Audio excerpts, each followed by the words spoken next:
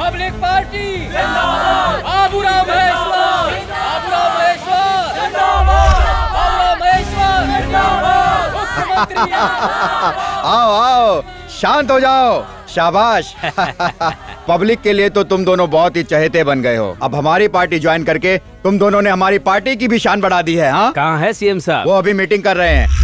क्या मूर्ति जी, असेंबली की सीट के लिए नाम की जगह जाति प्रमाण पत्र क्यों डाला? इस एरिया के सभी उम्मीदवारों को जाति के हिसाब से ही सीट दी जाती है सर। इसलिए सर हमने रामनगर से मिश्रा का, आदिवासी क्षेत्र से भीमा का और मुस्लिम क्षेत्र से मोहम्मद अली का नाम जोड़कर ये उसकी लिस्ट बनाई है। तब तो जिलों का नाम भी मिश्रा नगर, भीमनगर और मोहम्मद नगर क्यों नहीं रख लेते? अगर हम किसी जाति विशेष के उम्मीदवारों का नाम चुनते हैं तो इससे सिर्फ एक ही जाति का विकास होगा। अगर पूरे राज्य का विकास चाहते हो तो उसे चुनो जिसे जनता चुने, जाति के हिसाब से नहीं। मिश्रा नगर, भीमा नगर और मोहम्मद नगर नाम बन गए तो इस देश का विकास नहीं हो पाएगा और हर मंत्री अपनी जाति के बारे में ही सोचेगा। क्या ये ठीक होगा? इसलिए हमें अपनी जाति से ऊपर उठकर सबके लिए सोचना होगा। आई एम सॉरी, जो समझदार हैं, ईमानदार हैं और काबिल हैं, मेरे ख्याल से ऐसे ही लोग सीट पाने के योग्य हैं। मैं ऐसे को ही सीट दूंगा। नमस्कार सर। क्या तुम्हारे सामाजिक कार्यकर्ता यहाँ पर आ गए हैं? हाँ सर, वो बाहर ही खड़े हैं। सर, आईजी सर आपका वेट कर रहे हैं। Good morning sir. Good morning. ये जो आपने रिपोर्ट मंगवाई थी।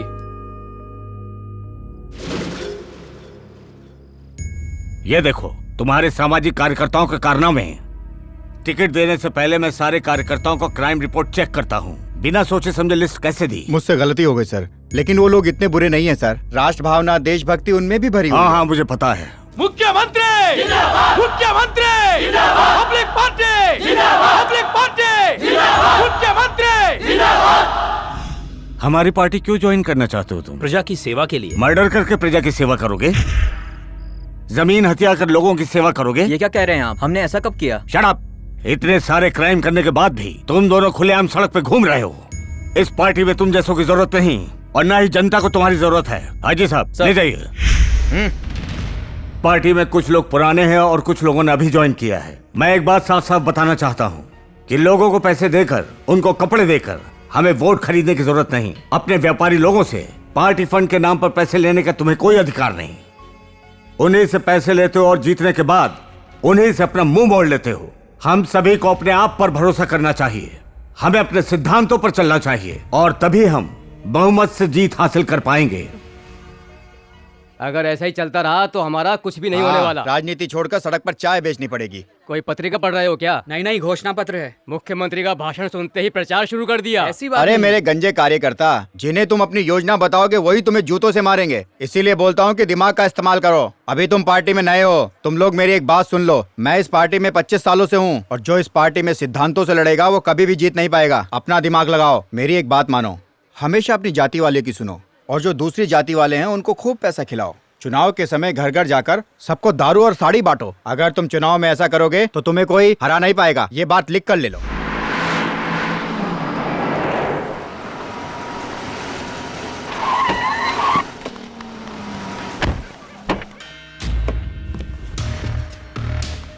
अरे सर, चुनाव प्रचार के लिए इस गांव में आने की क्या जरूरत है?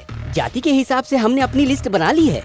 हमने इनको दारू और पैसा बांट दिया है। इनके वोट भी खरीद लिए हैं। ये हमें ही वोट देंगे। हाँ नमस्ते। जैसे हर दिवाली पर हम अपने घर को कलर करा के नया कराते हैं, उसी तरह हर 5 साल बाद जब इलेक्शन का टाइम आए तो जनता की सेवा कर लो। आप महान हो सर। ऐसे में तो हम हर बार का इलेक्शन जीत सकते हैं। लगता है ये लोग आपके स्वागत के लिए हाथ में डंडा लेके खड़े हैं जैसे 5 साल का गुस्सा एक बार में ही निकाल लेंगे। तुम चुप रहोगे? क्या हुआ सूरी बेटा, तुम उदास क्यों खड़े हो? हम तुम्हारे लिए ही तो आए हैं। नाटक करने की जरूरत नहीं है। ए, तुम्हें क्या तकलीफ है? पहले भी हम ही ने वोट देकर इन्हें जिताया है। तुमने तो गांव में बिजली लाने का वादा किया था, इसलिए हम सबने दिया जलाकर तुम्हारा स्वागत किया था। अरे बिजली तो दूर की बात है, अभी तक इस गांव में पानी तक नहीं पहुंचा, और तुम चाहते हो कि हम सब गांव वाले मिलकर तुम्हें वोट दें? पक्की सड़क बनाने का वादा किया था तुमने, लेकिन अभी तक वो सड़क पे एक गड्ढा भी नहीं भरा है। सूरी, इसी काम के लिए तो मैं दिल्ली गया था, ताकि इस गांव में सड़क तो क्या एयरपोर्ट तक बन जाए। लेकिन मुझे क्या पता था कि वहाँ पर सारा मामला बिगड़ जाएगा। क्या मामला, क्या बिगड़ा? मतलब वहाँ पर बम ब्लास्ट हुआ और सारा मामला बिगड़ गया। इसको बताओ सर। ब्लास्ट में बहुत लोग मारे गए, पूरा देश शोक में डूब गया, और तो और सारा काम ठप हो गया, इसीलिए सड़क का काम भी नहीं हो पाया। उसके बाद भी तो हम लोगों ने तुम्हें जिताया था ना। जब हम लोगों ने गांव में पानी और बिजली लाने का सोचा था तो पूरे देश में भुखमरी हो गई थी। अब बताओ इसमें मेरी क्या गलती है? उसके बाद तो इनकी धड़कनें भी बंद हो गई, फिर भी हमने हार नहीं मानी और कैसे भी करके नकली दिल का इंतजाम भी किया और लेफ्ट साइड में लगा दिया। दिल बदलने के बाद मेरा दिल्ली पर से भरोसा उठ गया और सीधा मुख्यमंत्री जी के पास गया, ताकि हमारे गांव का विकास हो सके। उन्होंने भरोसा दिया कि वो कुछ करेंगे। अब योजना ही बदल गई तो मैं क्या करूं? उसके बाद एक और योजना आई और योजना पे योजना आती रही। कौन सा पहले करना है, कौन सा बाद में करना है, यही सोचने में हमारे सर को काफी समय लग गया, लेकिन इलेक्शन के बाद पूरी हो जाएंगी। गाँव की समस्या और सरकार की योजनाओं में आखिर क्या संबंध है? अगर गांव की समस्या दूर करनी है तो योजना बनानी पड़ेगी। तुम्हें क्या लगता है मैंने कुछ नहीं किया? ऐसा नहीं है, मैंने अपनी पूरी कोशिश की। एक बात सुनो, अगर हमें गांव में विकास करना है तो हमें देश में होने वाली योजनाओं को भी गांव-गांव तक लाना होगा। तुम तो समझदार हो बेटा। मेरी एक बात तुम लोग ध्यान से सुनो, अब इस गांव में सड़क तभी बनेगी जब मुझे ज्यादा वोटों से जिताओगे। समझ गए तुम? जय हिंद। चलता हूँ मैं, ठीक है? नमस्कार सरपंच जी। नमस्कार सरपंच जी।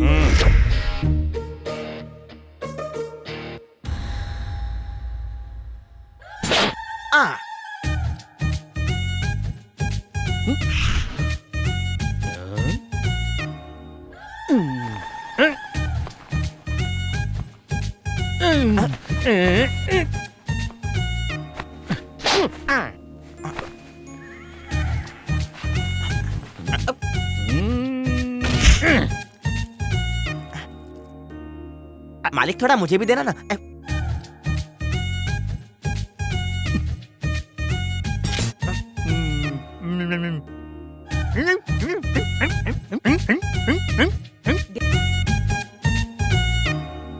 ए बेवकूफ, चलो पंचायत। हाँ चलो।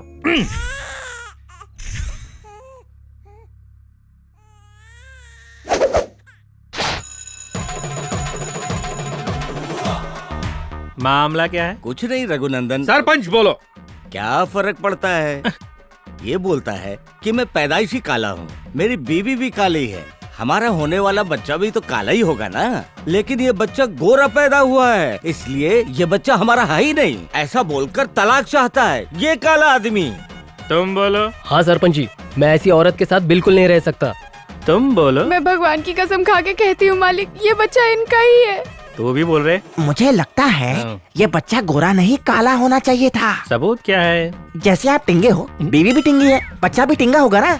अगर घर में सब टिंगे हैं तो बच्चे भी टिंगे होंगे ना। मैं क्या बोलता हूँ, अगर आपका बच्चा सुंदर सुशील आंखों वाला मेरी तरह हुआ तो? तुमने मेरी आंखें खोल दी। अब मैं फैसला करूंगा। Time start. राम लक्ष्मी, ये बच्चा तुम्हारा ही है ना? लेकिन ये बच्चा तुम्हारे पति का नहीं है। मालिक चुप हो जाओ, अपने हद में रहो। तुमने हद पार की, अपने पति को धोखा दिया, तभी ये बच्चा गोरा हुआ। बताओ कौन है वो?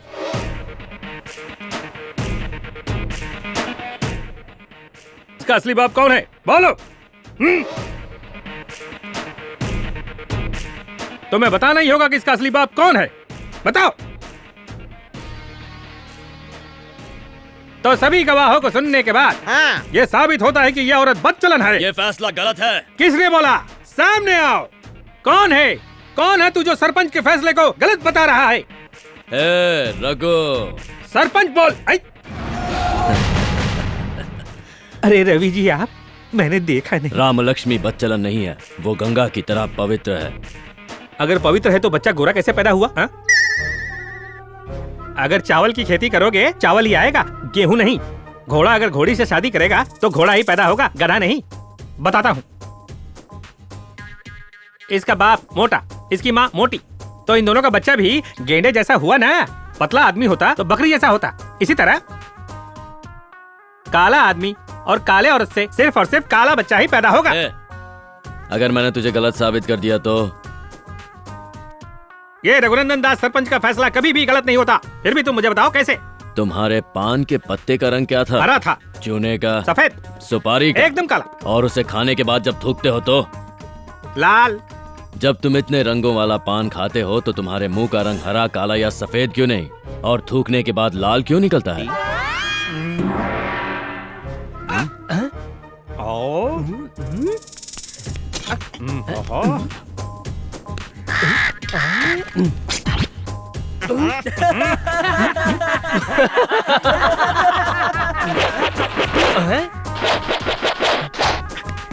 मालिक, आखिर आपके बच्चे का बाप है कौन? फैसले का कौवा भी इंतजार कर रहे हैं। अम्मा! मेरे बेटे का बाप मैं हूं।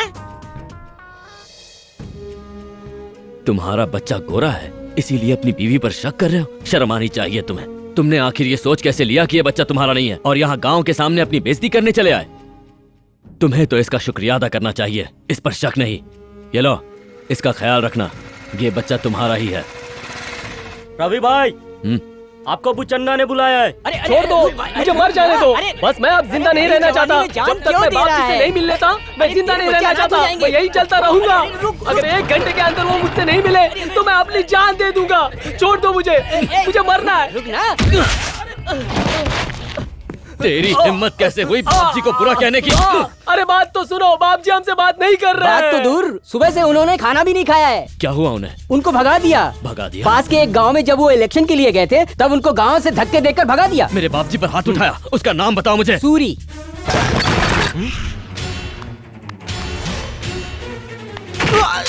कौन है बेटा? बेटा! अरे क्या कर रहे हो? छोड़ो।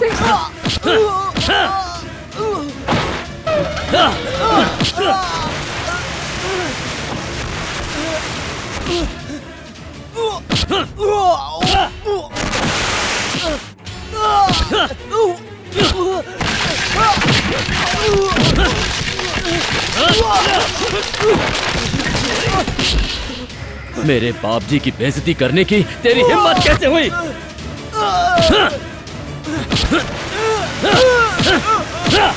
अरे बेटा, छोड़ो।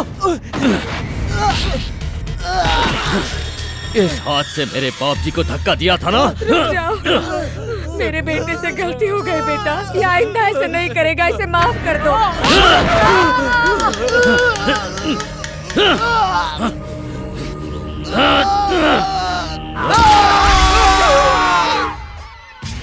हे! ऐसी गलती की यही सजा मिलेगी। वो बाप जी, मेरी माँ, मेरा बाप, मेरा परिवार मेरे लिए सब कुछ है। अगर किसी ने उन्हें कुछ कहा या उन पर उंगली भी उठाई तो मैं उसका यही हाल करूंगा, उसके हाथ पैर चीर दूंगा। सुन लिया? सर रवि आ रहा है। रवि, वो देखिए। नमस्ते बाप जी। गांव गए थे ना? हाँ गया था। सूर्य मिला क्या? हाँ मिला ना। क्या किया उसके साथ? मैंने उसे समझा दिया है। मतलब तुम वहाँ समझाने गए थे? नहीं, मैंने उसे अच्छी तरह समझाया। अरे अच्छे से कैसे समझाया ये बताओ। आप पर कोई हाथ उठाए मैं उसे कैसे छोड़ दूं, इसीलिए उसका हाथ लेकर आया हूँ। रवि, तुम ही मेरे असली बेटे हो। जब भी मेरी बीवी मुझसे बच्चे की बात करती है तो मैं उससे एक ही बात कहता हूँ, रवि है ना हमारा बेटा। ए, उठ, उठ। ए, जाकर वो रवि वाला बोतल लेकर आ, जा। ए रवि, जब मैं मुख्यमंत्री से मिलने के लिए गया था तो तुम्हारे बारे में ही सोच रहा था। क्यों बाप जी, उन्हें भी मेरी याद आ रही थी क्या? अरे उनको नहीं, मुझको तुम्हारी याद आ रही थी। तुम तो मेरे दिल के टुकड़े हो ना। ए, आओ इधर बैठो। सिंगापुर से खास तुम्हारे लिए ही ये बोतल लेकर आया हूँ मैं। चलो बैठो। आपके सामने? नहीं नहीं नहीं। जब मैं अपनी खुशी से तुम्हें ये चीज दे रहा हूँ तो मना नहीं करते, रख लो। ए रवि, जब बाप जी जैसे सज्जन पुरुष तुम्हारे लिए इतना सब कुछ कर रहे हैं तब तुम क्यों अरे ऐसी बात नहीं है, बाप जी मेरे लिए भगवान है और भगवान के सामने नहीं पियोगे तो एक काम करो, इसे घर लेकर जाओ और पूरा बोतल कटक जाना, पकड़ो। अरे सिंगापुर की दारू क्या चढ़ती है? रवि,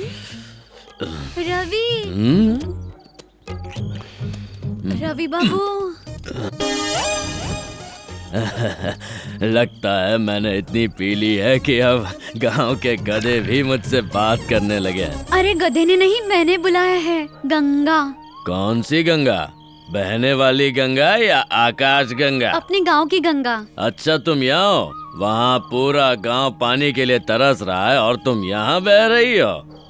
मैं तुम्हारा ही तो इंतजार कर रही थी। अच्छा जरा 5 मिनट के लिए अंदर तो आओ, तुम्हें कुछ दिखाना है। 5 मिनट में ऐसा क्या दिखा दोगी? जो भी तुम देखना चाहो। 1 घंटा रुका तो? पहले चलो तो सही। और सुबह तक रुका तो? सुबह तक तो तुम्हें कुछ याद ही नहीं रहेगा। आओ ना। थोड़ी सी भी अकल नहीं है तुझमें? ऐसे कोई भी तुझे बुलाएगा और तू उसके घर चला जाएगा? तुझे मुझ में और इस लड़की में कोई फर्क समझ नहीं आता क्या? अरे मुझे लगा तुम हो, इसमें मेरी क्या गलती है? इसने तुम्हारी साड़ी पहन रखी है इसीलिए ये सब हुआ। कैसी औरत है ये? मेरी ही साड़ी पहनकर मेरी ही रवि को पहला फुसलाकर बुलाती है। तुम और ये दोनों जाओ भाड़ में। मेरी साड़ी खराब कर दी, अब इसे धोना पड़ेगा।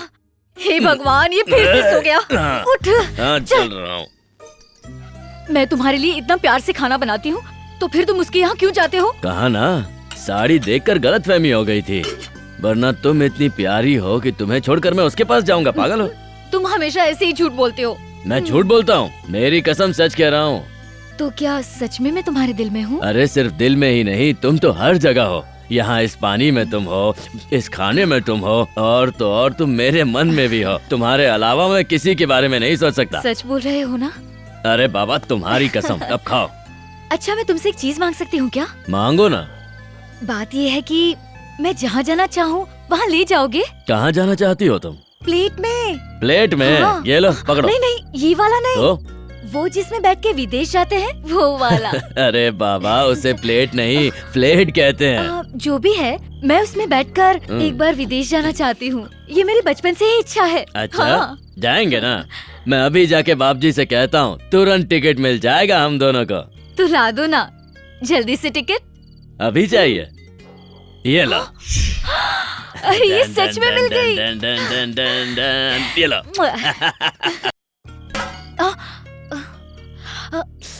खाना बहुत अच्छा था, तुम्हारे हाथ में जादू है। और खाओ ना, सब तुम्हारे लिए है। खिलाओ।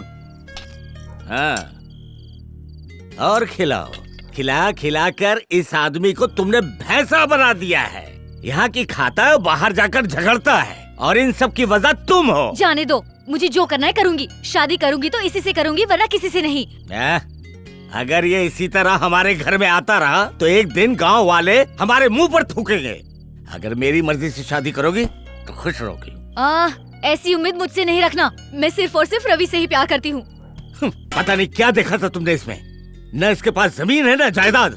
दिन भर उस एमएलए के आगे पीछे घूमता है, बस उसी की शराब पीता है और उसके कहने पर लोगों के हाथ पैर उखाड़ता है। सुनो, अगर तुमने इससे शादी की तो यहाँ नहीं रहोगी, तुम भी जेल जाओगी। जेल भी जाना होगा तो जाऊंगी, लेकिन शादी रवि से ही करूंगी। अगर इससे शादी हुई तो मैं अपनी जान दे दूंगा। मैं तो इस जन्म में तो क्या, बल्कि उस जन्म में भी रवि के साथ ही अपनी जिंदगी गुजारूंगी, नहीं तो फांसी लगा लूंगी। तुम फांसी लगाओगे और मैं खड़ा देखता रहूंगा? तुमसे पहले मैं फांसी लगा लूंगा। आपसे पहले मैं मरूंगी। तुम नहीं, मैं मरूंगा। मैं मरूंगी। मैं मरूंगा। मैं मरूंगा। मैं मरूंगा। चिल्ला क्यों रहे हो? ये पकड़ो दोनों। चुप। दरवाजा बंद करो और खुद को फांसी लगा लो, वैसे भी तुम्हें रोकने कोई नहीं आएगा।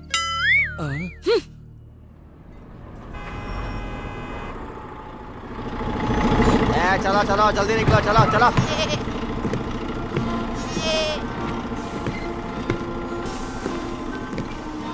भैया आ जाइए।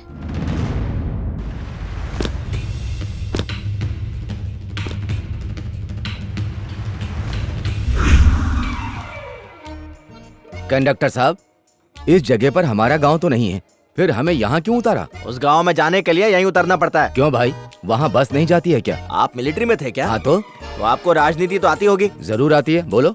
दोस्ती के खातिर हमने पाकिस्तान में बस जाने दी, लेकिन हुआ क्या? युद्ध हुआ। तो बस समझ लो कि आगे के गांव का भी वही हाल है। आप यहाँ से सीधा चले जाओ, वही आपका गांव है।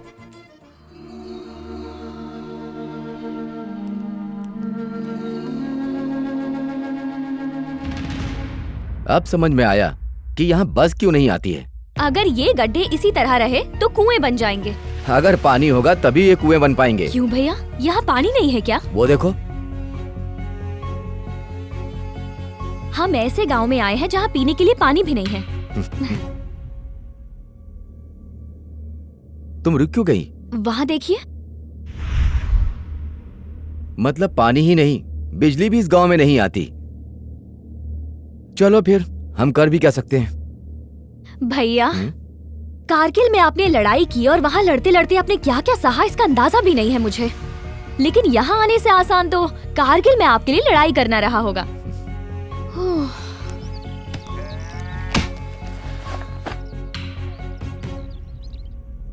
अजनबी लगते हो, किसके घर आए हो? इस गांव में रहने के लिए मकान चाहिए। इस गांव में? इस गांव में बाहर से लोग आने से भी कतराते हैं, और आप शहर से इतनी दूर यहाँ गांव में आए हैं। अच्छा है। अरे गर्मी बहुत है, बाहर खड़े रहोगे तो लू लग जाएगी। बैठिए बैठिए।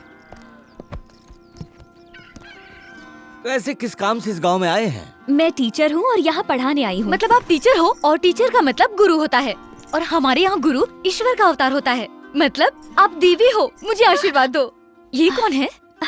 मेरे भैया। अच्छा, मेरी दीदी के भैया, तो फिर मेरे भी भैया। बेटा, अगर ऐसे ही बकबक करती रहोगी तो इन्हें जलपान कौन कराएगा? मैं भूल गई, मैं अभी लेकर आती हूँ। मेरी बेटी है, मेरी बेटी बहुत ही चंचल है, दिन भर बकबक करती है। इस गांव में तो... थैंक यू। मैंने सिर्फ दूसरी कक्षा तक ही पढ़ाई की है, लेकिन जब मैं तीसरी कक्षा में गई तब तक हमारे मास्टर जी गांव छोड़कर भाग गए।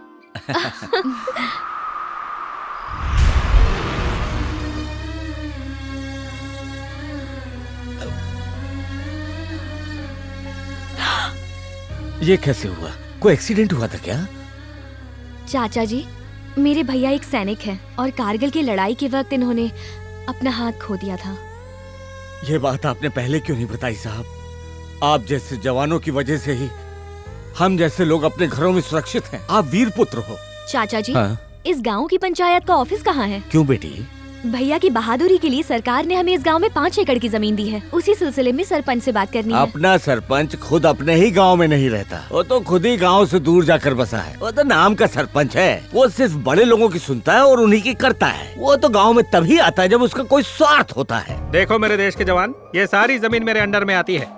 यहाँ से लेकर वहाँ तक की सारी जमीन पर सिर्फ और सिर्फ मेरा हक है। फिर भी ये 5 एकड़ की जमीन तुम्हारे नाम करने का वादा करता है ये सरपंच। अरे ना, जा जमीन के दर्शन करा। अरे यही तो है। इसकी आंखों पर मत जाना, इसके हाथ के इशारों को देखना। ये पत्थरों वाली जमीन तुम्हारी है। अरे तुम तो इस देश के बहादुर जवानों में से एक हो। इस पत्थर को काटकर जमीन बना देना पूरी तरह से। जय जवान जय किसान। यहाँ पर खेती कैसे होगी? मजाक मत करो। जब तुम्हारा भाई ऊंचे पहाड़ों पर दुश्मनों से लड़ सकता है तो क्या इन छोटे पत्थरों को काट कर मैदान नहीं बना सकता? फिर खेती करना, ये कॉन्फिडेंस मैं तुम्हें देता हूँ। जय जवान जय किसान। तो वो खाली जमीन हमें दे दीजिए। नहीं, यहाँ एयरपोर्ट बनने वाला है। क्या? एयरपोर्ट? बस तो यहाँ आती नहीं तो एयरपोर्ट कैसे आएगा? क्यों नहीं? एयरपोर्ट क्यों नहीं? क्या इस गांव की कोई हैसियत नहीं है क्या? क्या यहाँ विकास नहीं होना चाहिए? क्या विकास के सपने भी नहीं देख सकते? ये भी अधिकार नहीं है? ये नहीं कर सकते, वो नहीं कर सकते? जैसे विकास का सपना देखना कोई बहुत बड़ा जुर्म है। अरे जैसे सपनों में कविता को, बबीता को, अनीता को या फिर सविता भाभी को कोई भी आम आदमी देख सकता है, इसी तरह यहाँ एयरपोर्ट बनना भी देख सकता है। यहाँ पर एक एयरपोर्ट बन जाए, यही मेरा सपना है। सबका साथ सबका विकास।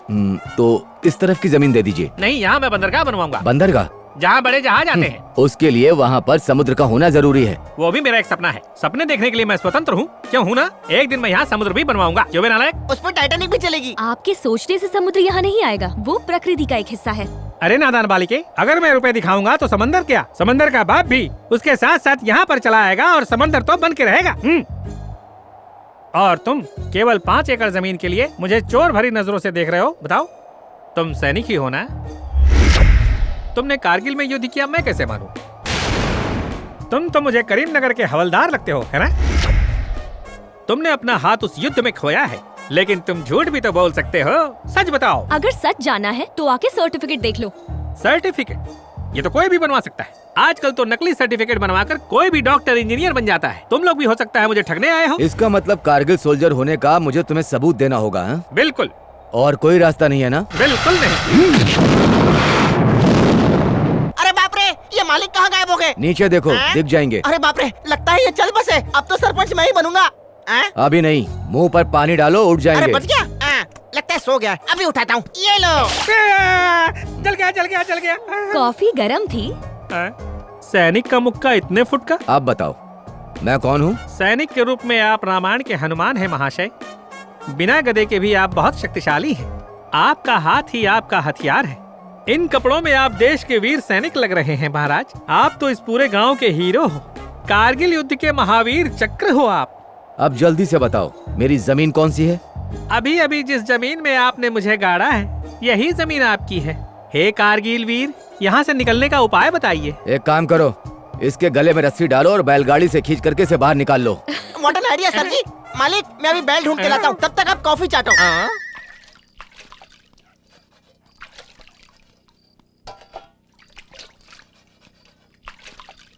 ये जरूर वही होगी, अब तक मेरा इंतजार कर रही है।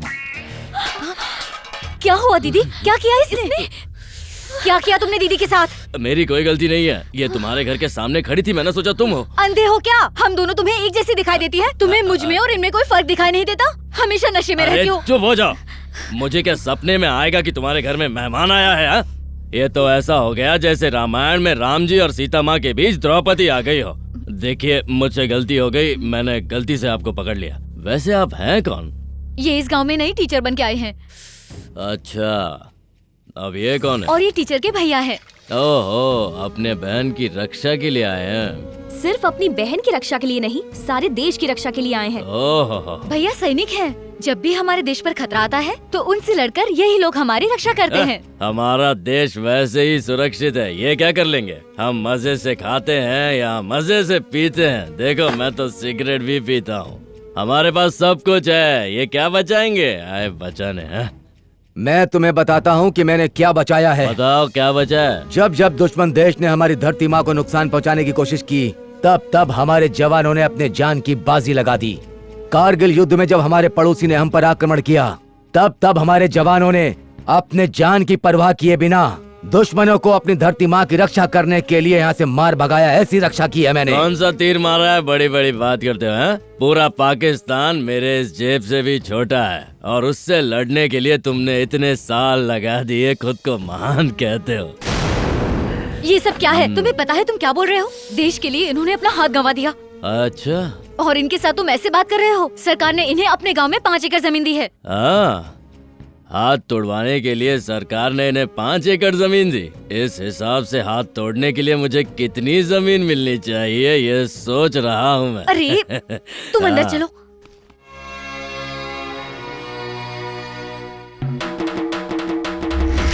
गांव वालों सुनो, गांव में पोलिंग बूथ लग चुका है। सभी गांव वाले पोलिंग बूथ पर वोट देने आ जाएं। सभी गांव वालों से निवेदन है कि अपना वोटर कार्ड लेकर मतदान देने आए। सुनो। ये सब क्या हो रहा है? यहाँ पर बच्चों को क्यों लाए हो? वोट देने के लिए साहब। ये पिछले साल ही बड़े हुए। ये तुम लोग क्या बकवास कर रहे हो? सिर्फ 18 साल वाले ही वोट दे सकते हैं। मजाक मत करो। मैं मजाक नहीं कर रहा हूँ। मजाक नहीं तो और क्या है? ये तुम्हें बड़े लगते हैं? क्या हुआ? इस गांव में सिर्फ मेरी चलती है।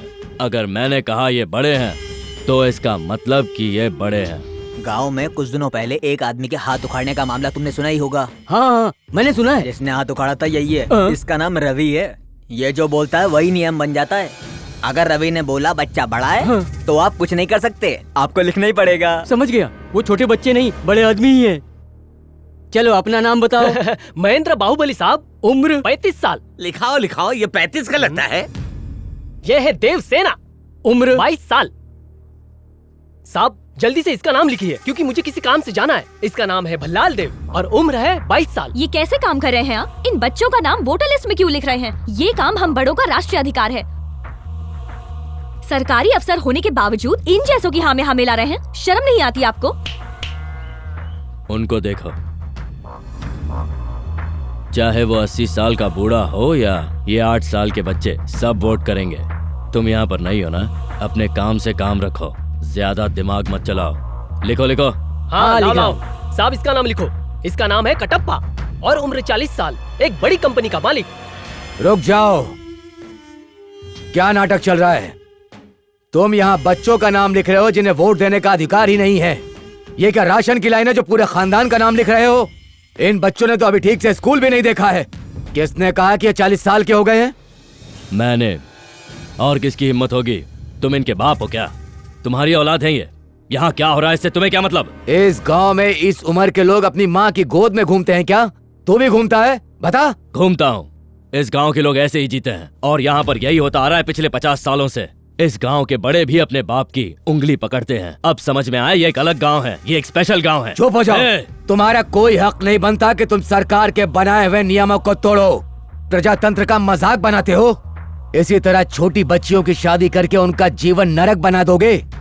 छोटे बच्चों से वोट दिला करके किसी घटिया नेता को जिताकर उसकी सरकार बना दोगे। तुम जैसे घटिया लोगों की वजह से ही प्रजातंत्र मजाक बनकर रह गया है। जब एक बुरा आदमी नेता बनता है तो ऐसा आदमी समाज और संस्कृति को बर्बाद करके रख देता है। तुम छोटे बच्चों के वोट से ऐसे आदमी की सरकार बनाना चाहते हो जो 5 साल के लिए इस देश के विकास को रोक दे। मैं ऐसा होने नहीं दूंगा, बिल्कुल नहीं। अभी तो तेरा सिर्फ एक हाथ नहीं है, यहाँ से नहीं गया तो दूसरा भी खो देगा। अरे नहीं बेटा। चाचा जी, इस गवार से बहस करके मेरे भैया ने बहुत बड़ी गलती की है। तुम लोग वोट दिलवा के किसी को भी जितवाते हो, फिर 5 साल तक वो दिखाई नहीं देते। इसलिए इस गांव का आज तक विकास नहीं हुआ और ना ही कभी तुम लोग होने दोगे। अगर तुम्हें ये बच्चे भी कम लग रहे हैं तो इस लिस्ट में गाय बैलों के भी नाम लिखवा दो। तुम्हारी ये घटिया तरीके तुम्हें ही मुबारक हो। जल्दी जल्दी भरो रे, जल्दी करो, जल्दी डालो अंदर। बाबूराव महेश्वर, बाबूराव महेश्वर। सर देखिए कितनी भीड़ इकट्ठा हुई है। बाबूराव महेश्वर, बाबूराव महेश्वर, बाबूराव महेश्वर, बाबूराव महेश्वर। रवि आ इधर आजा। तू तो मेरे जिगर का टुकड़ा है।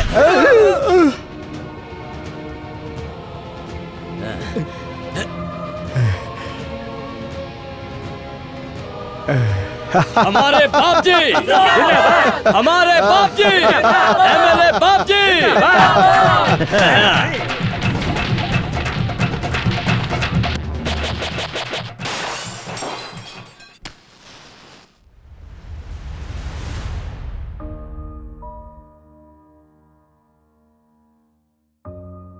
ये क्या साहब, इस गांव में कभी भी बिजली नहीं आई, फिर भी आपने लालटेन जलाकर गांव को रोशन कर दिया। किस खुशी में साहब? कल त्योहार जो है, त्योहार है स्वतंत्रता दिवस। ओह अच्छा अच्छा, तो इस बार गणपति का त्योहार 15 अगस्त को आ रहा है।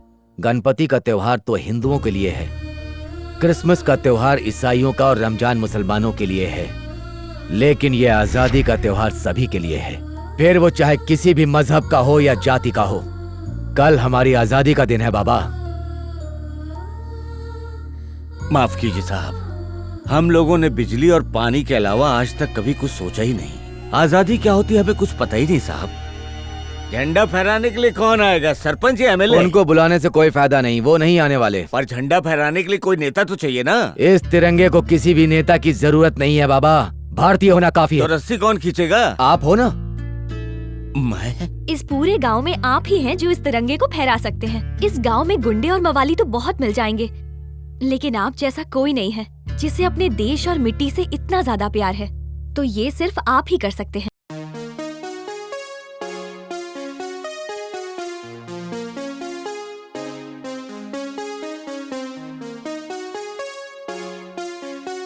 तुम लोग क्यों नहीं आ रहे हो? ये लो, अब जोर से बोलो, वंदे मातरम। वंदे मातरम।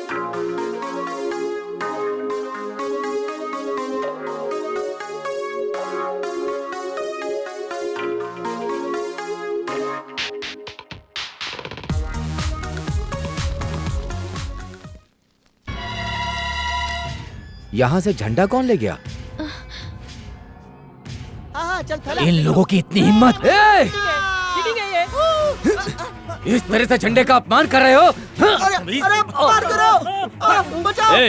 रुक जाओ। ये सब क्या है? इन बेचारों को क्यों मार रहे हो? क्या किया इन्होंने? ये लोग तुम्हारी ही वजह से बिगड़े हुए हैं। जरा इनसे पूछो क्या किया है इन्होंने? क्या किया है?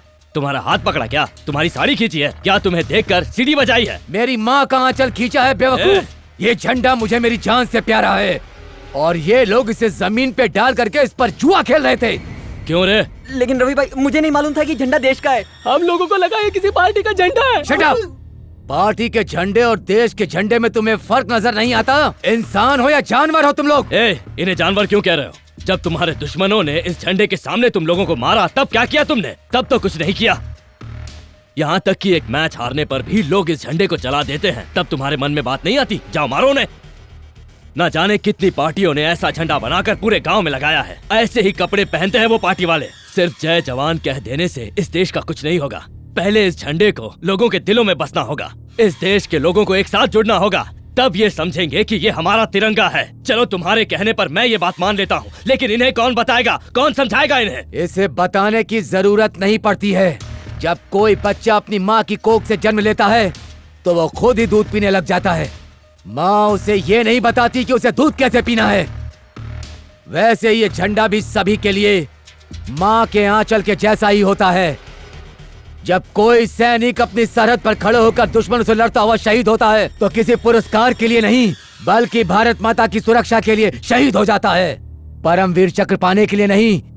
उसकी आखिरी इच्छा होती है कि वो उसी देश में जन्म ले और शहीद होने के बाद इसी तिरंगे में उसे लपेटा जाए।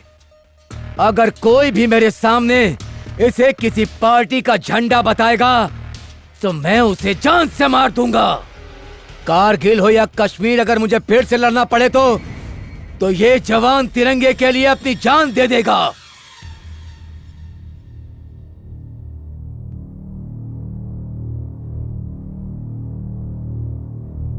ये मैं आज भी गर्व से गाता हूँ। स्वतंत्रता दिवस पर ही नहीं, हर दिन इसे फहराने की इच्छा है मुझ में। जब ये शान से लहराता है तो मेरा सर गर्व से ऊंचा हो जाता है।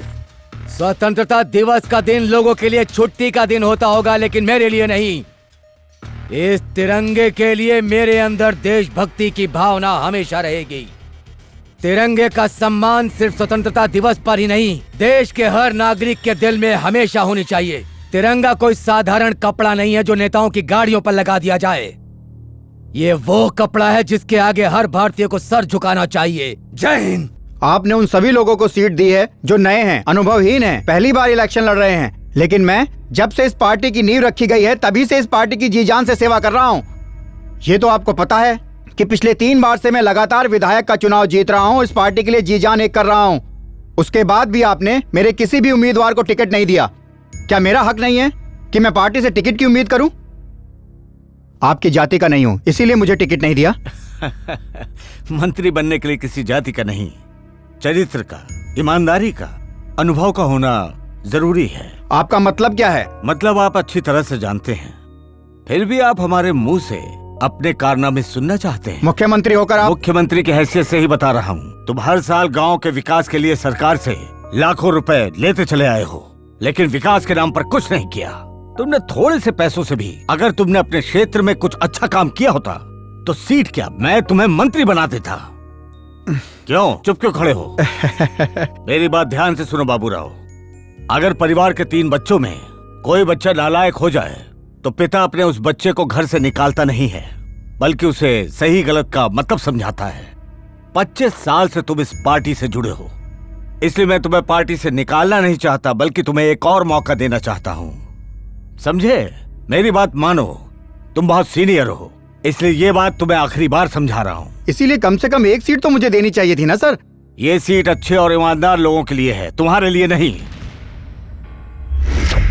मना करने के बाद भी तुम लोग पानी लेने चले आते हो। यही एक कुआं बचा हुआ है, अगर तुम लोग भी यहाँ पानी लेने आओगे तो हमें पानी कैसे बचेगा? अगर हम थोड़ा सा पानी ले लेंगे तो तुम्हारा कुआं सूख जाएगा क्या? मेरा कुआं है, मैं पानी दूं या न दूं, तुम्हें इससे क्या लेना देना है? कैसी बात कर रहे हैं आप? हम इतनी गर्मी में पानी के लिए कहाँ कहाँ भटकेंगे? हाँ, जैसे कि यहाँ बहुत बड़ा तालाब है और हम लोग पानी दान करने के लिए बैठे हैं। तो क्या हम बिना पानी पिए ही रहेंगे? अगर ये बचा हुआ पानी तुम लोगों को दे दिया तो हमको भी ये गांव छोड़कर पानी के लिए कहीं और गांव में जाना पड़ेगा। ए बुढ़ाऊ, ज्यादा बकबक मत कर, हम पानी लेने आए हैं। चलो रे, पानी लेते हैं। ए, हमारे पानी को कोई हाथ नहीं लगाएगा। रुक जाइए, इन्हें पानी क्यों नहीं दे रहे हो? हम क्या करें, इस गांव में सिर्फ एक ही कुआं है, पानी खत्म हो जाएगा तो हम क्या करेंगे? चुप करो। पानी के लिए तुम लोग आपस में जानवरों की तरह लड़ रहे हो। तुम लोगों को शर्म आनी चाहिए अपने ऊपर। अगर तुम लोगों को पानी चाहिए तो सरपंच के पास चलो। मालिक, मालिक दरवाजा खोलो, वो जवान आया है, क्या हुआ? आप ही को ढूंढ रहा है। कौन सा जवान? उम्र में जवान, ताकत में जवान, मुझसे भी जवान? कौन जवान है? सामने आओ। अबे नालायक, पूरा नहीं बोल सकता था कि वो कारगिल वाला जवान आया है? मुझे जमीन के अंदर गाड़ने के बाद बताएगा। गुरु, कारगिल वाले जवान भाई अंदर आइए। आइए आइए, कुर्सी पे बैठिए। बैठिए। जय जवान जय किसान। आपके भाई के कारण ही हमारा देश सुरक्षित है। आप क्यों आए? मुझे ही बुलवा लिया होता गुरु। गुरु, इस बार मुझे जमीन में दफनाने तो नहीं आए हैं ना? नहीं, ऐसी बात नहीं। ठीक है। पानी की कमी से गांव के सारे कुएं सूख गए हैं जी। गांव में अब रहना मुश्किल हो गया है। हम्म, आप मेरी जमीन ले लो, लेकिन गांव वालों को पानी दे दो। सही पकड़े हैं। आपका फैसला बिल्कुल जायज है, परंतु यहाँ पानी लाना मेरे वश में बिल्कुल नहीं है। लेकिन आप तो सरपंच है ना? सरपंच होने का बहुत नाजायज फायदा उठाते हैं। सरपंच से ऐसी बातें नहीं करते। मैं गांव में जरूर जाता हूँ, लेकिन वहाँ गंदगी होती है, इसीलिए घर आकर नहाना पड़ता है, दबा कर भोजन करना पड़ता है, फिर पचाने के लिए डांस करना पड़ता है। मतलब आप गांव वालों के लिए कुछ नहीं करते? करूँगा ना। जब बिजली कड़केगी, बादल बरसेंगे और फिर बिजली आ जाएगी। बादल से बिजली कैसे? कैसे? बादल से पानी और बिजली से करंट। बिजली से करंट कैसे होगा? कैसे नहीं होगा? हमने तो पेट्रोल की जगह पानी का उपयोग सोचा है। पानी से यहाँ पर गाड़ियाँ भी चलेंगी। तुम्हें समझ में नहीं आया क्या? सिगरेट पीने से धुआं बनता है और धुएं से फिर बादल, बादल से बारिश होती है और फिर बारिश के बाद बाढ़। जब बारिश ज्यादा होती है तो बहुत कीचड़ बनता है और कीचड़ में कमल खिलता है। इसी तरह बादल के गरजने से बिजली का निर्माण करूंगा और घर घर में बिजली पहुंचाऊंगा। क्या बात है सर, आपने जो सपना देखा है वो तो बहुत बढ़िया है। पानी का आइडिया कैसा लगा आपको? बढ़िया। फिर तो हम लोगों का इस गांव में रहना बेकार है। 100% बेकार। अरे इस गांव के लोग तो महीने में एक बार भी नहा ले तो बहुत है, और ऐसे गांव वालों के बीच इंसान तो क्या जानवर भी रहना बिल्कुल पसंद नहीं करेगा। इसका मतलब गांव वाले जानवरों से भी बदतर हैं, हाँ? आपने बिल्कुल सही कहा श्रीमान, और ये बात मैं सीना ठोक कर कहता हूँ।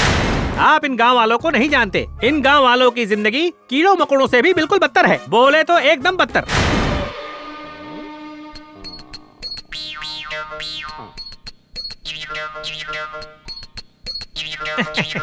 मुझे गलत मत समझना।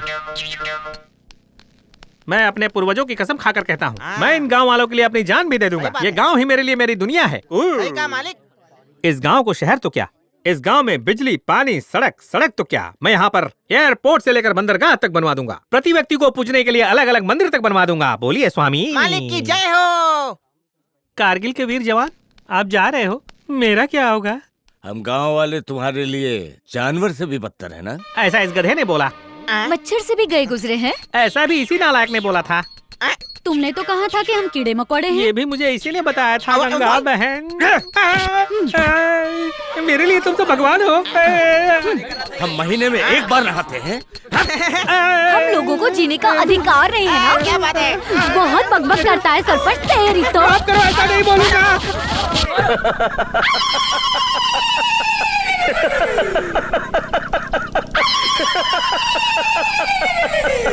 उस जवान ने गांव वालों से तुम्हारी पिटाई करवा दी। उसने मेरा घर ही नहीं उजाड़ा, बल्कि मेरे मुंह का निवाला भी छीन लिया। उस सैनिक ने आने के बाद मेरा सुख और चैन सब कुछ छीन लिया है। जब तक ये गांव में नहीं था, मुझे छूने की हिम्मत तक किसी की नहीं थी, लेकिन अब देखो, जब से ये आया है, सबको भड़का रहा है, आपके खिलाफ भी बोला है। अगर ऐसा ही चलता रहा तो जो ये चखना खा रहे हो, ये जो दारू पी रहे हो, ये ग्लास की मदिरा, ये इज्जत का धागा, ये चखना, ये दारू, ये ग्लास और ये धागा, तुम रोड पे आ जाओगे और भीख मांगोगे। बस इतना ही कहना था। ए सुन, मुझे क्या बुद्धू समझता है? अरे ओ जालीदार सरपंच, मैं तुझे नहीं छोड़ूंगा। तू पिट के आ गया, कपड़े फड़वा के आ गया, पिट के आया, मार खा के आया, लुंगी फड़वा के आ गया। आज गांव वालों ने तेरी पुंगी बजा कर रख दी। अब ज्यादा नाटक किया तो तेरा पेट फाड़ दूंगा। अरे चुप हो जाओ तुम दोनों। इतनी छोटी सी बात का बतंगड़ बना के रख दिया। जाओ रवि को बुला कर लाओ, वो उन दोनों को उस गांव से धक्के मार के निकाल देगा। सब फेंक दो, कपड़े भी निकाल के फेंक दो। वो भी फेंक, तहस कर दो सब कुछ। बाहर फेंक दो, कुछ नहीं बचना चाहिए। निकाल के रख हम लोग। हाँ ये भी फेंक दो। हमारा सामान बाहर क्यों फेंक रहे हो? इसके साथ तुम्हें भी फेंक देंगे। तुम्हें गांव छोड़ना होगा और ये घर खाली करना होगा। क्यों, क्या किया हमने? जरा बताओगे मुझे? बताने की कोई जरूरत नहीं है। क्यों जरूरत नहीं है? फिर इस तरह से तुम हमारे सामान को बाहर क्यों फेंकवा रहे हो? ये घर क्या तुम्हारे बाप ने बना कर दिया था? नहीं तो तुमने बनाया है क्या? इसके लिए मैंने किराया भरा है। तुम्हारा गांव पे राज होगा, मुझ पर नहीं। अब जल्दी बताओ कि मेरा सामान बाहर क्यों फेंकवाया? औरत हो इसीलिए सिर्फ सामान बाहर फेंका है, नहीं तो क्या? अगर जिंदा रहना चाहती हो तो अपने भाई को लेकर यहाँ से निकल जा। अगर मुझे मरने का डर होता तो मैं दुश्मन से गले लग जाता, उसके सामने अपना सर झुका देता और सही सलामत वापस लौटाता। लेकिन मैंने बिना डरे उनका सामना किया, क्योंकि मुझे अपनी जान से ज्यादा देश प्यारा था। इसलिए मैंने उनका डट कर सामना किया। इसीलिए तो इज्जत से कह रहा हूँ, वरना तुम्हारे सामान को जैसे निकाला वैसे तुम्हें गांव से निकाल देता। बाप जी के आदमी पर हाथ उठाने वाले किसी को भी इस गांव में रहने का हक नहीं है। तुम कौन होते हो मुझे इस घर से और इस गांव से बाहर निकालने वाले? इस धरती पर मेरा भी हक है, उतना ही जितना एक किसान को अपनी फसल पर होता है और एक जवान को अपने देश पर। और ये जवान जहाँ भी जाएगा उसके लिए इस देश की धरती सब कुछ होगी, क्योंकि ये धरती मेरी माँ है। ये देशभक्ति की बातें मेरे सामने करने का कोई फायदा नहीं। मैं सिर्फ बाप जी की सुनता हूँ। तुम्हें इस गांव से जाना होगा और सरकार से मिली जमीन को भी हमेशा के लिए भूल जाओ। और जहाँ तक तुम्हारी बहन की बात है, उसका भी ट्रांसफर हो चुका है। और हाँ, अगर तुम लोगों ने यहाँ से जाने से इनकार किया तो मैं तुम्हें जान से मार दूंगा। जब मैं दुश्मन की गोली से नहीं डरा तो तेरी बोली से क्या डरूंगा? तुम जैसे गरजने वालों को मैंने बहुत देखा है, जो केवल गरजते हैं बरसते नहीं। तो बाप जी का फेंका हुआ एक प्यादा है जो सिर्फ उसी के इशारों पर नाचता है। भैया! रुको बाबा, छोड़िए, इसकी हिम्मत कैसे हुई? क्या कर रहे हो तुम? दूर रहो। क्या गलत बोला इन्होंने, बता। उस बाप जी के कहने पर तू किसी को भी मारने चला जाता है। तू तो इतने गिर गया कि उसके लिए कुछ भी करेगा। चुप कर। ये क्यों जाएंगे? इनको जाने को कह रहे हो? इन्होंने स्कूल को स्कूल नहीं मंदिर बना दिया है। कितना कुछ किया गांव के लिए। कारगिल के युद्ध में इन्होंने अपना हाथ गंवा दिया देश के लिए। इस गांव के सरपंच को गांव वालों के सामने बेनकाब किया। इन्हें इस गांव से जाने की कोई जरूरत नहीं है। इन्होंने ऐसा कोई गलत काम नहीं किया जो तू और तेरे बाप जी लोगों के साथ करते। जाना तो तुझे चाहिए, जा से निकल।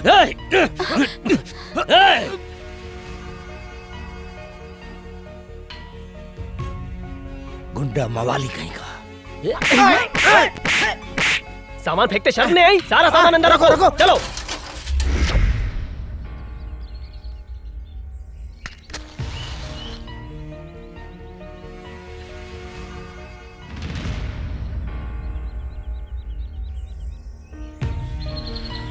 वासु। दीदी! बहना! बहना! दीदी क्या हुआ? क्या बात है? बहना! ये क्या दीदी, तुम पानी भरने में मेहनत कर रही हो और वहाँ तुम्हारी मेहनत पर पानी फिर गया है। तुम्हारे होने वाले पति रवि पे कोई और डोरे डाल रहा है। ये बताओ अब क्या करोगी तुम बहना? कौन है वो? वही मास्टर, वही टीचर। क्या दीदी तुम्हें पता नहीं? हाँ जानती हूँ उनको, मेरे साथ ही तो रहती है वो। क्या हुआ? दीदी वो रहती तुम्हारे साथ है, लेकिन गुलछरे रवि के साथ उड़ा रही है। उनके बारे में एक भी गलत शब्द बोला ना तो मार दूंगी तुझे। मार दूंगी, बस यही बोलती रहो। वहाँ मास्टरनी ने तुम्हारे मुंह पे चाटा मार दिया है। रवि ने उस टीचर को गांव से निकालने की धमकी दी, इसीलिए उसने रवि भाई पे डोरे डालना शुरू कर दिया और रवि खुद को संभाल नहीं पाया और रवि उस टीचर की जाल में पूरी तरह फंस गया। ये सब गलत है, मुझे उन पर पूरा भरोसा है। अरे तुम समझ क्यों नहीं रही हो? वो टीचर तुम्हारे रवि को पटा लेगी। तुमको कुछ पता भी है या नहीं? तुम तो हो ही इतनी अच्छी कि तुम्हें सब कुछ अच्छा ही दिखाई देता है और इसी बात का उसने फायदा उठाया है। यकीन नहीं आता तो जाके देख लो, वो एक साथ बाथरूम में है।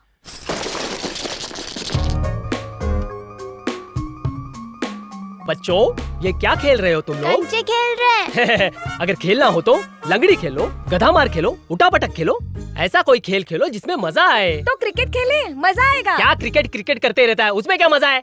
चलो गुलेल मार खेलते हैं। गुलेल मार कैसे खेलते? बहुत ही आसान है। अगर कोई सुंदर लड़की जा रही हो, उसे मार कर तुरंत भाग जाओ। ऐसा मारूंगा ना, ये खेल किसी और को जाकर सिखाना, हम लोगों को नहीं। ज्यादा भोला बनने की कोशिश मत कर। मैं एक कला बताता हूँ। पेट को आगे करके चाय पियो, फिर पीछे करके मिक्स करो।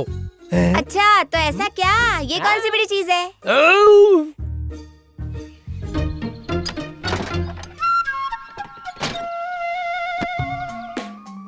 अरे उधर तो देख, टीचर कितनी खूबसूरत लग रही है ना। ए पागल, उसके बारे में ऐसा मत बोलो। तुमको क्या दिक्कत है? कह तो तू सही रहा है। वो देख, अब आएगा मजा।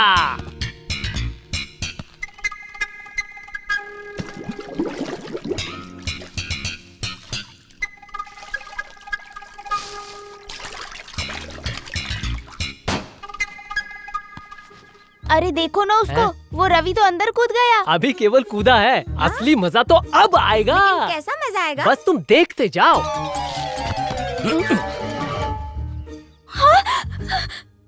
नहीं। तुम यहाँ क्या कर रहे हो? बाहर जाओ। अगर चुपचाप बैठी रही तो मैं चला जाऊंगा, वरना सबको बताऊंगा कि मैंने तुम्हें ऐसे देख लिया है। छी, इंसान हो या जानवर? कहा ना आवाज मत करो। तो जल्दी यहाँ से जाओ। एक शब्द भी और कहा तो मैं पीछे मुड़ जाऊंगा। रुको। कोई ना बोलती बंद। तुम शर्ट क्यों निकाल रहे हो? हाँ, मुझे भी नहाना है इसीलिए उतार रहा हूँ। ये देखो भाई लोग, नजारा सुपर है। सुनो, जल्दी करो, तुम्हारा भाई आने वाला है। उसके बाद स्कूल के बाहर मिलेंगे, फिर घूमने जाएंगे, बहुत मजा आएगा। क्यों रे, यहाँ क्या करने आया कुछ था? नहीं, मैं नहाने जा रहा था, लेकिन मेरा साबुन यहाँ था, तो मैंने सोचा यहाँ से ले लेता हूँ। तो ले लिया? जा ही रहा था, लेकिन वो टीचर नहा रही है ना, तो मैंने सोचा कि बाद में नहा लेता हूँ, कौन सी जल्दी है। छी, थोड़ी तो शर्म करो। भगवान के लिए झूठ बोलना बंद करो।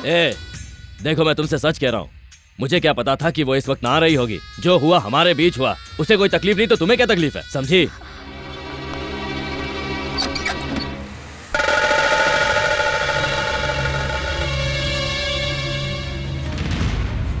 मुझे तो लगता था तुम्हें सिर्फ पढ़ाना आता है, लेकिन तुम तो और भी बहुत कुछ कर लेती हो। मेरे रवि के साथ ऐसा करती हो कि दूसरों के साथ भी करती हो। शर्मिला, कुछ नहीं पता तो चुप रहो। बिल्कुल चुप रहना। तुम्हारी करतूत सबने देखी है कि तुम किसके साथ आ रही थी, और अब अच्छाई का नाटक कर रहे हो। आखिर अपनी हरकत दिखा ही दी। बड़ी टीचर बनती फिरती है। इसको तो मर्दों के साथ नहाने में बड़ा मजा आता है। ऐसी औरतों को मैं जानती हूँ, जब भी कोई अच्छा मर्द देखती है तो डोरे डालने लगती है। मुझे तो पहले ही समझ जाना चाहिए था ये कैसी औरत है।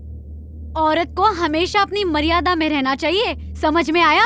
अगर ये हर कहीं ऐसे ही मुंह मारती रही तो पूरा गांव बदनाम हो जाएगा। इसे बोलने का कोई फायदा नहीं है। मेरा घर छोड़ेगी या तुम्हें धक्के मार के निकालना पड़ेगा।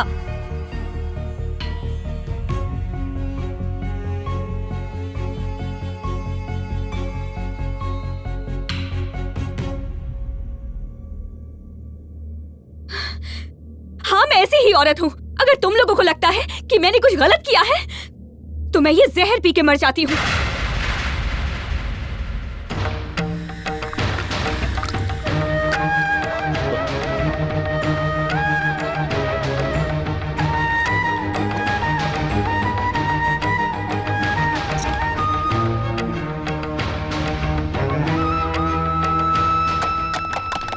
बस मैंने बहुत कुछ सुन लिया। अगर मैंने कुछ भी गलत काम किया है तो वही आदमी मुझे सही साबित करेगा जिसने मुझे सारे गांव के सामने बदनाम किया है। उसको तो सब कुछ पता है कि मैं सही हूँ या गलत हूँ।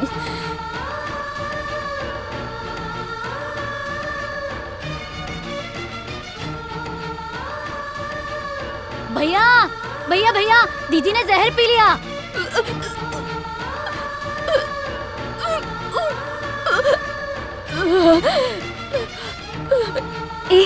कहीं ये मर न जाए। अच्छा है, मर ही जाए तो दुनिया से कम बोझ कम हो जाएगा। अगर ये मर गई तो हमें बहुत पाप लगेगा। कुछ नहीं, पुण्य ही मिलेगा। अपनी बकवास बंद करो, इसे बचाओ। इसने कोई गलत काम नहीं किया, मैंने इसे फंसाने के लिए ये सब झूठ कहा था। बचाओ इसे।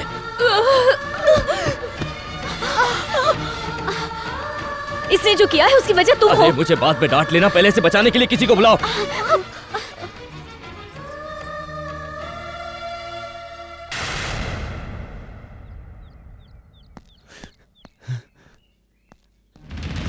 मेरी बहन, जल्दी करो ताई।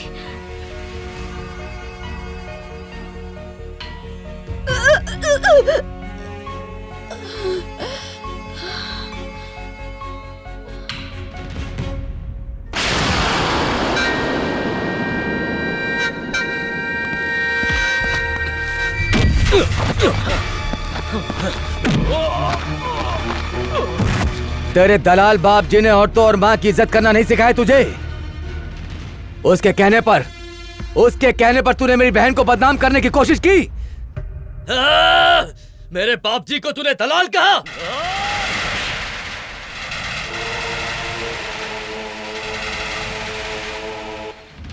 मारना चाहते हो? आओ मारो मुझे। क्या इसके लिए भी तुझे अपने बाप जी से इजाजत लेनी पड़ेगी? मेरे बाप जी के खिलाफ एक शब्द भी कहा ना तो। क्या करोगे तुम? मेरा हाथ काटोगे, मेरा सर काटोगे, या मुझे इस गांव से धक्के मारकर बाहर निकाल दोगे? करूंगा, जो वो कहेंगे वो करूंगा। अगर उनके लिए अपनी जान भी देनी पड़ी तो दे दूंगा। तेरे बाप जी ने अभी तक तेरे लिए क्या किया? इस गांव के लिए क्या किया है? गांव में बिजली दी है या गांव को पानी दिया है? सड़क बनाई है या कोई साधन दिया है?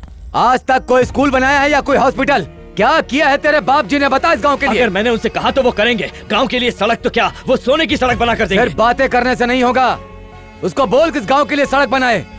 अगर तेरे बाप जी ने ऐसा कर दिया तो मैं ये गांव छोड़कर चला जाऊंगा। अगर वो इस गांव में बिजली और पानी लाया तो मैं उसका पुतला बनाकर उसकी पूजा करूंगा। अगर उसने स्कूल और हॉस्पिटल भी बनाया तो इस सैनिक ने अपना एक हाथ खोया है, उसके लिए मैं अपना दूसरा हाथ भी काट के उसे दे दूंगा। ऐसा बोल सकते हो? Come on tell me. होगा, अब ये होकर ही रहेगा। यहाँ स्कूल बनवाकर तेरी बहन से उसका उद्घाटन करवाऊंगा। बाप जी यहाँ पर अस्पताल खोलेंगे और तू अपनी आंखों से देखेगा।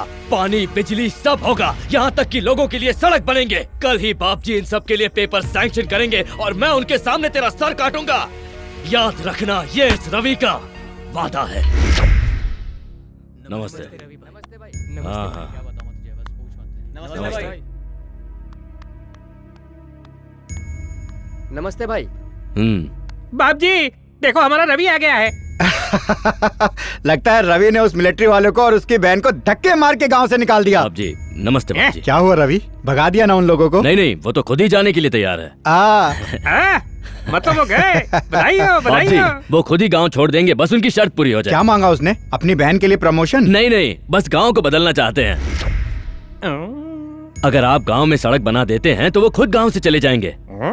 अगर आप गांव में बिजली ले आए तो वो आपकी पूजा करेंगे। उसने कहा कि अगर आप ऐसा कर दें तो वो खुद अपना हाथ काट कर देगा। तो तुमने क्या कहा? मैंने भी कह दिया कि मेरे बाप जी के लिए ये कुछ भी नहीं है। मैं अभी सैंक्शन पेपर तुम्हारे मुंह पर लाके मारता हूँ।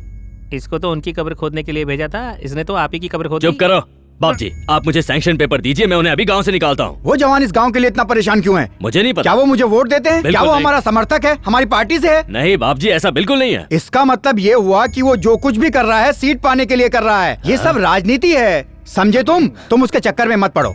बाप जी मुझे लगता है वो ये सब सीट के लिए नहीं, गांव के फायदे के लिए कर रहा है। अरे रवि, वो ये जो कुछ भी कर रहा है वो विपक्षी पार्टी के कहने पर कर रहा है। इतनी सी बात तुम्हारी समझ में क्यों नहीं आ रही है? वो जो भी है बाप जी, आप बस ये काम कर दीजिए। लेकिन हम वो सब नहीं कर सकते रवि। क्यों बाप जी? तुम ये सब बात भूल जाओ।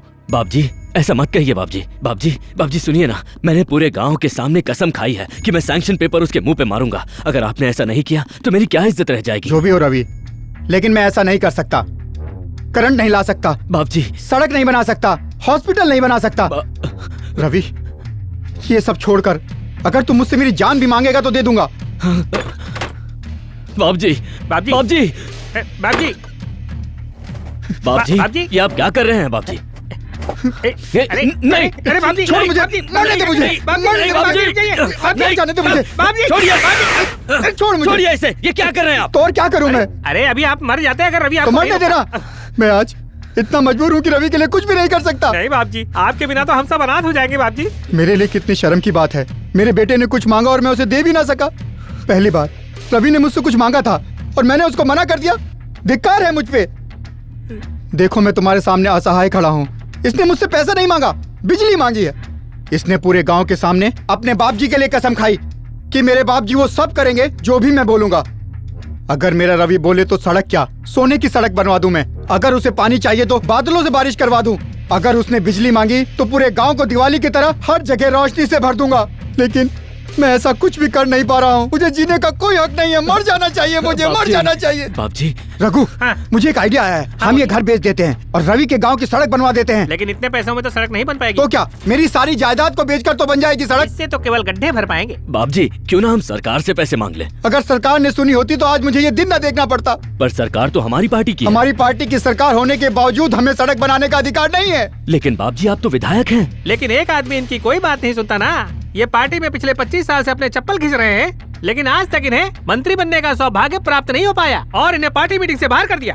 कौन था वो? मुख्यमंत्री। मुख्यमंत्री ही तो सबसे बड़ी समस्या है। वो मुझे कुछ भी काम करने नहीं देते। लेकिन ऐसा क्यों? बुरे लोग तो बुरे लोगों को ही पसंद करेंगे, ऐसे लोगों को तो करेंगे नहीं। क्यों, ये राक्षस है क्या? चुप हो जाओ तुम। इन सब के लिए तुम इतना परेशान क्यों हो रहे हो रवि? शायद मैंने ही अपनी पार्टी के लिए कुछ नहीं किया होगा। अगर मुख्यमंत्री गलत हैं, तो फिर क्या कर सकते हैं? मुझे देखो, मैं भी तो आज तक रवि के लिए कुछ नहीं कर पाया। सही कहा आपने। आप तब तक कुछ नहीं कर सकते जब तक वो मुख्यमंत्री रहेगा। ऐसे तो मैं कभी कुछ नहीं कर सकता। जब तक उसके पापों का घड़ा भर नहीं जाता वो कभी नहीं मानेगा। वो कोई दूध पीने वाला बच्चा थोड़ी ना है। वो इतनी आसानी से अपनी कुर्सी नहीं छोड़ने वाला। इसका मतलब हम कुछ नहीं कर सकते? मैं तो कहता हूँ कि उसका किडनैप करवाकर उसका इस्तीफा दिलवा दो। फिर रास्ता साहब, उसके बाद मुख्यमंत्री बनकर आप सिर्फ रवि का गांव ही नहीं, पूरे दुनिया की सड़क को वहाँ से यहाँ तक पक्की करवा सकते हैं। सही कहा तुमने। जब तक वो मुख्यमंत्री रहेगा रवि के गांव का कुछ नहीं हो सकता। अगर रवि के गांव में पानी लाना है तो उसे इस्तीफा दिलवाना होगा, लेकिन ये काम करेगा कौन? ये काम मैं करूंगा। हाँ बाप जी, उसे किडनैप करके मैं उससे इस्तीफा दिलवाऊंगा। ये तुम क्या बोल रहे हो रवि? उसको हाथ लगाना तो दूर, तुम उसके घर के आसपास भी नहीं जा सकते। हाँ, मुख्यमंत्री को किडनैप करना है कोई बच्चों का खेल नहीं है। ऐसे बैठे रहने से तो अच्छा है कि उसे किडनैप करके उससे इस्तीफा ले लिया जाए। लेकिन वो मुख्यमंत्री है। वो मुख्यमंत्री है तो मैं भी रवि हूँ। रवि, मुझे तुम पर पूरा भरोसा था कि एक दिन तुम जरूर मेरे लिए कोई बड़ा काम करोगे, और ये आज सिद्ध हो गया। मुझे तुम पर बहुत गर्व है रवि। तुम सोच भी नहीं सकते कि आज मैं कितनी खुशी महसूस कर रहा हूँ। रवि, अगर देश की रक्षा करनी है तो किसी ना किसी को तो खड़ा होना ही पड़ेगा।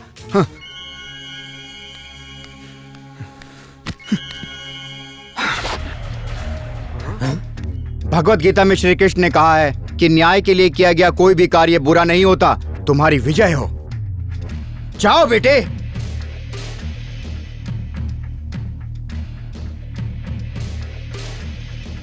बाप जी, किडनैप के चक्कर में कहीं इसका ऊपर का टिकट कट गया तो? अगर ये मर गया तो समझो ये गुंडा कम हो गया।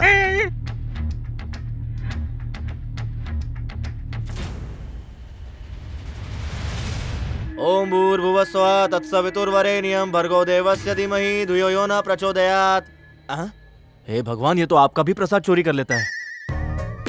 मैंने कहा पंडित जी, क्या आप 100 के बदले मुझे 2 50 का नोट देंगे? इस भिखारी के पास 100 रुपए कैसे आ गए? हाँ है मेरे पास। ले लीजिए, ये लीजिए। अब इसे अपने शुभ हाथों से डाल पेटी में डालिए। मेरे पैसे तो दो। अरे अभी तो दिए तुम्हें। तुमने केवल 50 रुपए दिए। मैंने तुम्हें कितने रुपए दिए? 50 रुपए। दान पेटी में कितने डाले? 50 रुपए। टोटल कितना हुआ? 100 रुपए। तो हिसाब बराबर। अरे काहे का हिसाब बराबर? मैंने तुम्हें कितने दिए? 50 रुपए। इसमें कितने डाले? 50 रुपए। तो टोटल कितना हुआ? 100 रुपए हुए। हो गया ना हिसाब बराबर? अरे मैं तुझे मिला क्या सुबह सुबह? अरे दिमाग में भूसा भरा है क्या? मैंने तुम्हें कितने दिए? इसमें कितने डाले? 50 रुपए। तो कुल मिलाकर कितने हुए? 100 रुपए हुए। मैं चलता हूँ। अरे लगता है मैं पागल हो जाऊंगा। अरे फिर से कंफ्यूज हो गए ना? इतना सोचोगे तो कंफ्यूज ही होगे ना। अकेले में सोचो, सब समझ में आएगा। ठीक है? दान पेटी में 50 रुपए डाले, हाथ में 50 रुपए। अरे 100 तो हो गए, लेकिन मेरे 100 कहाँ है? नहीं दूंगा, भूल जा।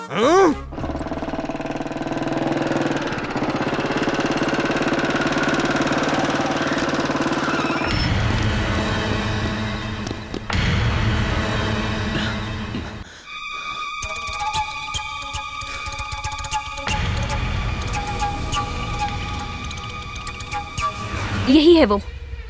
गिरफ्तार कर लो इसे। क्या ये बात सही है कि तुम गांव के बहुत बड़े गुंडे हो?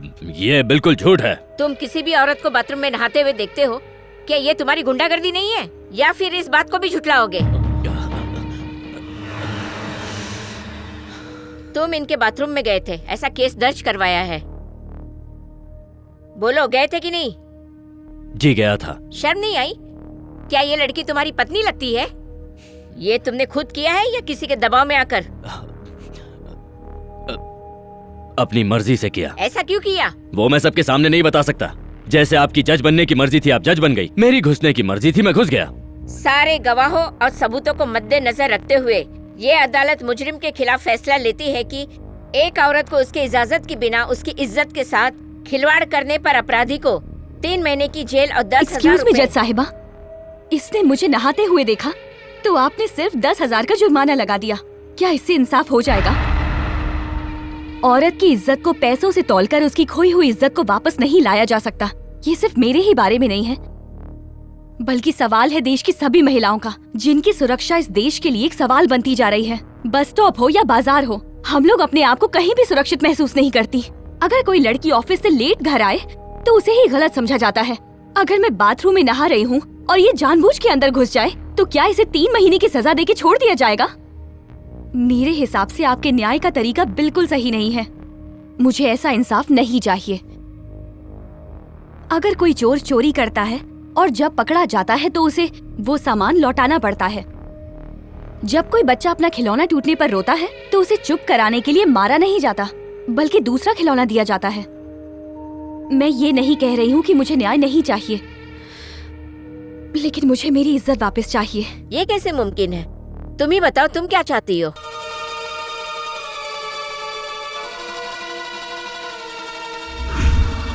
इसे मुझसे शादी करनी होगी।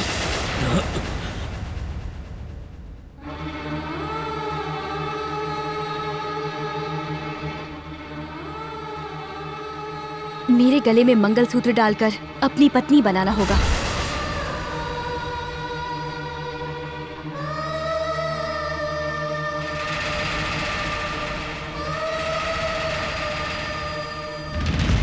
रवि ने गुनाह किया है और ये मामला एक औरत की इज्जत का है, इसलिए ये अदालत चाहती है कि रवि को इससे शादी करनी होगी। मैं शादी नहीं करूंगा, ये तो अन्याय है। अगर आप कहें तो मैं 20,000 भरकर 6 महीने के लिए जेल जाने को तैयार हूँ, लेकिन मैं शादी नहीं करूंगा कभी Shut नहीं। up! इंस्पेक्टर। Yes madam. ये शादी आपके सामने होनी चाहिए। Okay madam. अगर शादी के बाद तुमने इसे परेशान किया तो तुम्हारे ऊपर सख्त कार्रवाई की जाएगी। ये अदालत का अंतिम फैसला है। ये क्या कह रहे हो तुम? यस, आपका किडनैपिंग प्लान लीक हो गया। यहाँ से जाते वक्त रवि की गाड़ी पुलिस की जीप में धड़ाम से घुस गई।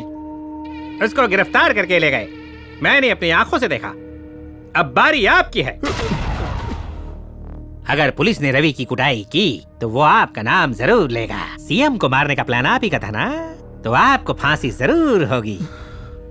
अगर फांसी नहीं हुई तो कम से कम आपको काले पानी की सजा तो जरूर होगी। सोच लो आप। इसलिए मेरी मानो तो आप अपना नाम और हुलिया बदल लो। प्रॉपर्टी, घर परिवार, इन सब के बारे में जितना ही सोचेंगे उतना ही फंसते जाएंगे। इसलिए मैं तो कहता हूँ ये मोह माया छोड़कर, ये सीएम के पद का लोभ छोड़कर पाकिस्तान चले जाओ, अफगानिस्तान चले जाओ, या मौका मिले तो दुबई भाग जाओ। मैं तो कहता हूँ अपने देश में कश्मीर से लेकर कन्याकुमारी तक बहुत जगह पड़ी है, आप कहीं भी जाकर छुप सकते हैं। यहाँ मेरा काम कौन देखेगा? यहाँ की चिंता व्यर्थ में कर रहे हैं, यहाँ तो मैं हूँ ही। बस आप मेरे नाम की एक पावर ऑफ अटॉर्नी बनवा दीजिए, फिर मैं देख लूँगा। पावर ऑफ अटॉर्नी क्यों? ताकि आपका काम शांति से कर सकूं। सर, आपने खबर सुनी? क्या हुआ? वारंट निकल गया क्या? अरे वारंट नहीं, सीधा फैसला सुना दिया है। फैसला सुना दिया मतलब सजा पक्की हो गई। आपका तो एनकाउंटर पक्का है। एनकाउंटर किसका होगा बताओ जरा? अरे हमारे बाप जी का। और किसका? इनका क्यों? अरे उस रवि ने पुलिस को बाप जी का नाम बता दिया है। किसको? पुलिस को। लेकिन क्यों? सीएम को किडनैप करने का प्लान जो पता चल गया है। अरे जा, उस लड़की ने रवि के खिलाफ बाथरूम वाले जुर्म में केस कर दिया है। अदालत ने रवि को उस लड़की से शादी के सूत्र में बंधने का फैसला किया है। लेकिन मैंने तो वहाँ कुछ और ही देखा था। क्या देखा था? जब रवि ने जीप को टक्कर मार दी। उसके बाद क्या हुआ? मैं वहाँ से भाग गया। लेकिन जो तुमने बोला वो किसके लिए बोला? ऐसे सोचा मैंने। ऐसे कैसे सोचा? मैंने बस अंदाजा लगाया था और कुछ। आज मैं छोड़ूंगा नहीं तुझे। रुक जा, जाता किधर है? झूठा कहीं का, चल भाग। झूठ बोल बोल कर इसने तो मेरे दिल की धड़कन ही बढ़ा दी थी। इसकी तो मैं। रवि कहाँ मिलेगा? अपनी शादी में है, आज उसकी शादी है।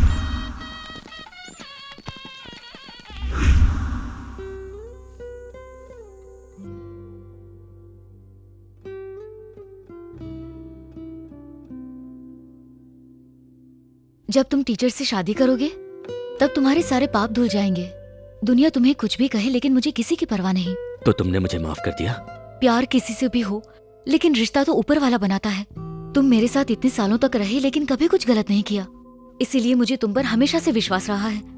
मुझे तुम पर पूरा विश्वास है कि तुम जो भी करोगे अच्छा करोगे। मैं जानती हूँ जब भी शराब पीकर तुम मेरे घर आते थे मुझे कभी भी उसका बुरा नहीं लगा, लेकिन आज एक गलती के कारण हम दोनों एक दूसरे से अलग हो गए। फिर भी मुझे बुरा नहीं लगा क्योंकि तुम सही कर रहे हो।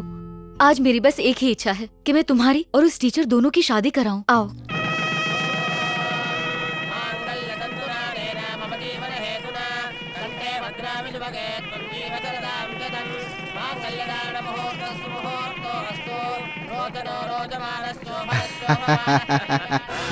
बाप जी,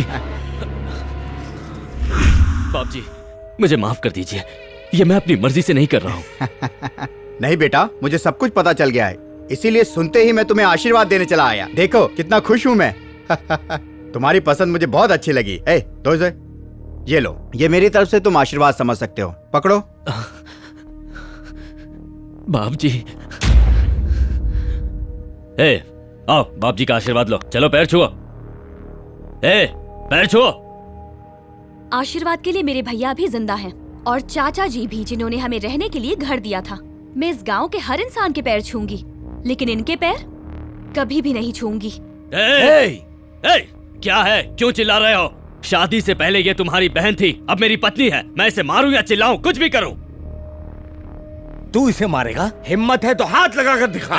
तुम तो चुप रहो। तुम्हारे कहने पर इसने कोर्ट में जाकर मुझ पर केस किया, जिसकी वजह से मुझे शादी करनी पड़ी। शादी से अच्छा तो मैं जेल में चला जाता। जेल जाने की क्या जरूरत है बेटा?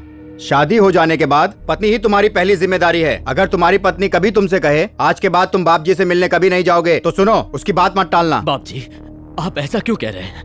मैं हमेशा से आपके साथ था और मरते दम तक आपके साथ ही रहूंगा। मतलब तुम अपनी पत्नी से ज्यादा मुझे पसंद करते हो? हाँ बिल्कुल बाप जी। आज तुम्हें ये बताना ही होगा कि तुम मुझे कितना पसंद करते हो। अपनी जान से भी ज्यादा। तुम्हारी जिंदगी में मेरे लिए क्या अहमियत है ये बताओ। आप ही मेरे सब कुछ हैं। अगर मैं कहूँगा पत्नी को छोड़ दो तो छोड़ दोगे? आप आज्ञा दीजिए बाप जी। अगर ऐसी बात है तो चलो मेरे साथ।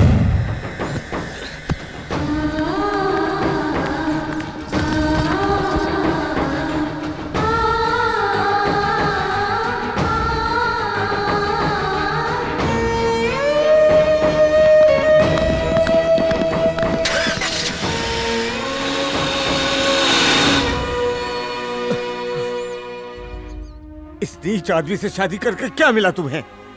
एक अंधे आदमी को भी केवल लाठी की जरूरत होती है बेटी, लेकिन ये तो अंधे से भी गया गुजरा है। मुझे तुम्हारी चिंता है केवल इसीलिए तुम्हें समझा रहा हूँ बेटी। मेरी बात मानो तो उस लड़के को हमेशा के लिए भूल जाओ। अभी तुम्हारे आगे पूरी जिंदगी पड़ी है, आने वाले भविष्य के बारे में सोचो। इस नीच आदमी से शादी का फैसला तुमने किया था ना, अपनी बर्बादी का कारण तुम खुद ही हो। ऐसा नहीं है, मुझे तो गर्व है, लेकिन अगर इसकी शादी मेरे अलावा किसी और से हो जाती तो मुझे लोगों की बातें सुननी पड़ती और सब लोग गांव में यही बात बोलते कि वो देखो कैसी बेशर्म औरत जा रही है। वो मुझे गलत समझते, मेरा मजाक उड़ाते। रवि से शादी करके मैंने अपनी इज्जत बचाई है। अब मैं गर्व से जी सकती हूँ, सर उठा के जी सकती हूँ और कोई ये नहीं कहेगा कि मैं गलत हूँ। वो गुंडा है तो क्या हुआ, मुझे कोई फर्क नहीं पड़ता। टीचर हूँ, सुधारना जानती हूँ। एक औरत की यही इच्छा होती है कि उसका पति उससे प्यार करे, आंख बंद करके भरोसा करे। अगर मैं कोशिश करूँ तो रवि मुझसे जरूर प्यार करेगा, मुझे विश्वास है। अरे इन दोनों की शादी तो हो गई है, लेकिन इनका मेल कैसे होगा? रवि तो सिर्फ मारपीट करता है और ये सीधी सी मास्टरनी। ये अब उस रवि को कैसे प्यार सिखाएगी यार? लेकिन रवि तो बाप जी की सुनता है। अब ये दोनों क्या करेंगे? दोनों मिलकर एक साथ गाना गाएंगे।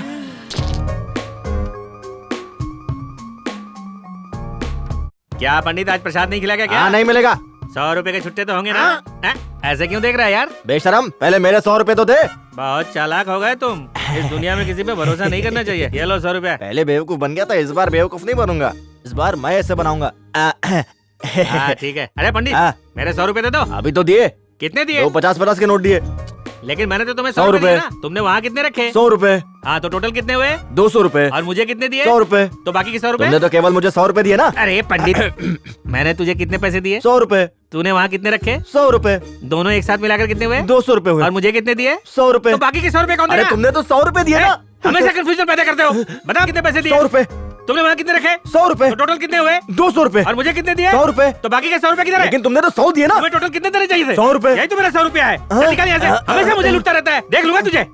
हाथ में 100 रुपए, यहाँ पर 100 रुपए, दोनों मिलकर 200 रुपए। मुझे दिए 100 रुपए, तो बाकी के 100 कहाँ गए? भूल जाओ उसे। तू केवल मंत्रों को गिन, पैसों का नहीं। कल सुबह 10 बजे पार्टी ऑफिस से मुख्यमंत्री अपने बाकी के एमएलए के साथ मीटिंग के लिए निकलेंगे। मुख्यमंत्री और एमएलए सिग्नल से होते हुए स्वर्गीय के पुतले पर जाएंगे। वहां से ठीक 11:15 बजे वो मंत्री पद की शपथ के लिए मंत्रालय जाएंगे। बाकी का काम तुम्हें नेताजी समझाएंगे। मुख्यमंत्री के मेन गेट पर ही कार्यकर्ता और सिक्योरिटी गार्ड तैनात रहेंगे। तुम्हें बहुत ही सावधानी से काम लेना पड़ेगा। अगर तुम्हें गेट के अंदर जाना है तो उसके लिए वीआईपी पास की जरूरत पड़ेगी। आप बस वीआईपी पास का इंतजाम कीजिए। पब्लिक पार्टी जिंदाबाद, पब्लिक पार्टी जिंदाबाद, पब्लिक पार्टी जिंदाबाद, पब्लिक पार्टी जिंदाबाद, पब्लिक पार्टी जिंदाबाद, पब्लिक पार्टी जिंदाबाद, पब्लिक पार्टी जिंदाबाद, पब्लिक पार्टी जिंदाबाद।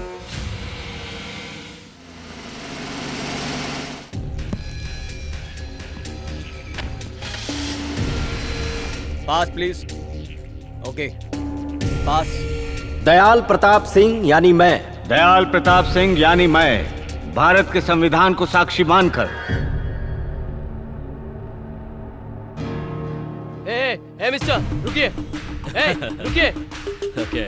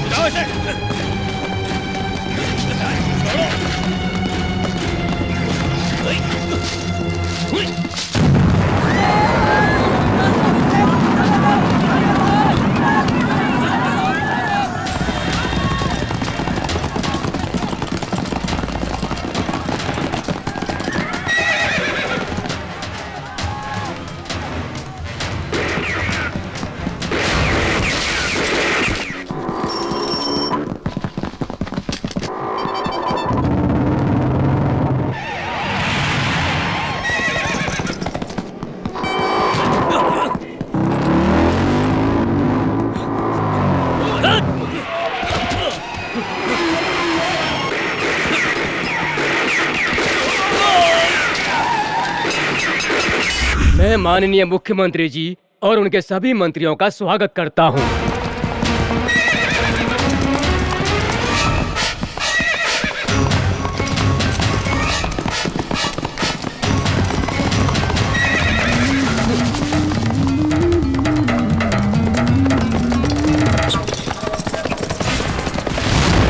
मैं इस देश के संविधान के प्रति सच्ची निष्ठा रखते हुए राज्यों के विकास के लिए कार्य करूंगा।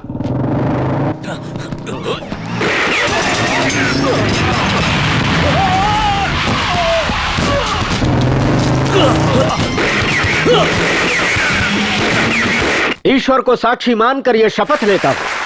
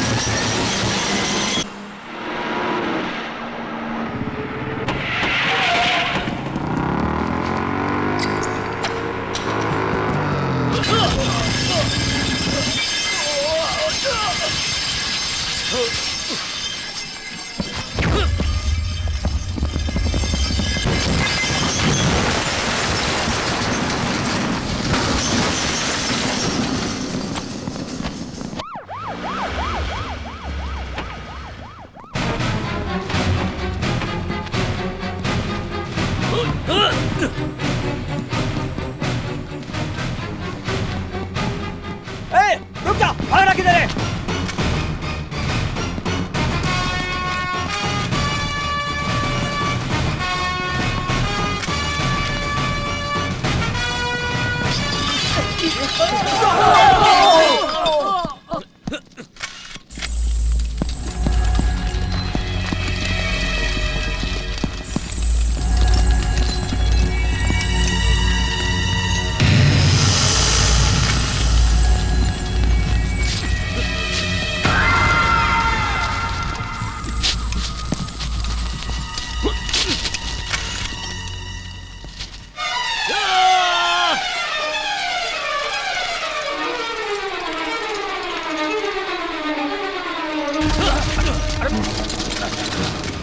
क्या कर रहे हो तुम? हिम्मत है तो चलाओ गोली। No, don't shoot him, don't shoot. No.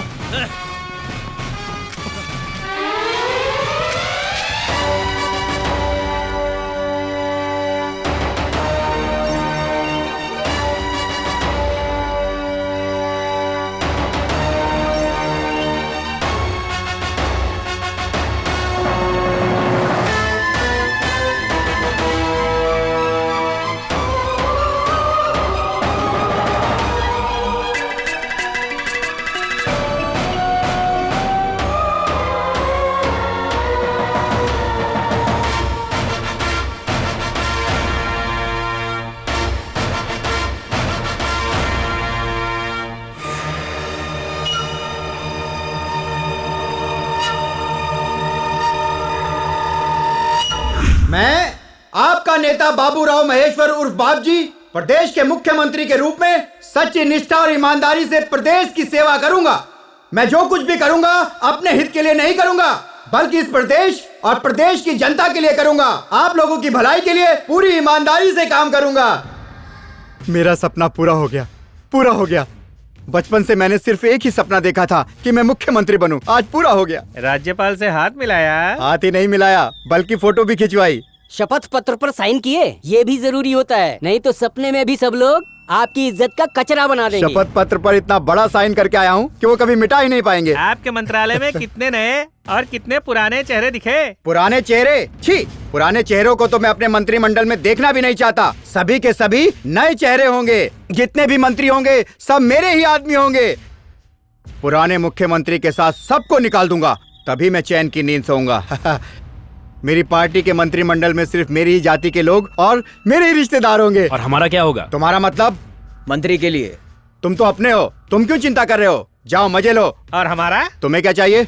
मालिक, गांव का सरपंच बनकर काम करते करते मैं थक गया हूँ। अब मुझे मंत्री पद दिला दीजिए, कम से कम एक सीट ही दिला दीजिए। सीट की चिंता मत करो, तुम्हें कोई पद दिलवा दूंगा। मुझे तो लगा मैं आपकी सरकार में मंत्री बन जाऊंगा। वो एमएलए होता रे। सर 25 का हो गया हूँ, लेकिन अभी तक शादी नहीं की है। आज तक केवल आपकी ही सेवा की है। अब मेरी सेवा करने की जरूरत नहीं है। तुम भी शहर का कचरा साफ करने के लिए नगर पालिका में आके सेवा करो। मुझे एमएलए बनना है। एमएलए बनना कोई हलवा है क्या? अरे सुनो मेरी बात, इस बड़बोले बेवकूफ के मुंह लगोगे तो कुछ भी हाथ नहीं आने वाला। हम कैसे पैसा कमाते हैं क्या फर्क पड़ता है, हमारे लिए तो पैसा जरूरी है। अब हमें एमएलए बनने के बारे में सोचना छोड़कर कुछ और गड़बड़ घोटाला करना पड़ेगा। तुम तो इस आदमी से भी ज्यादा गए गुजरे निकले।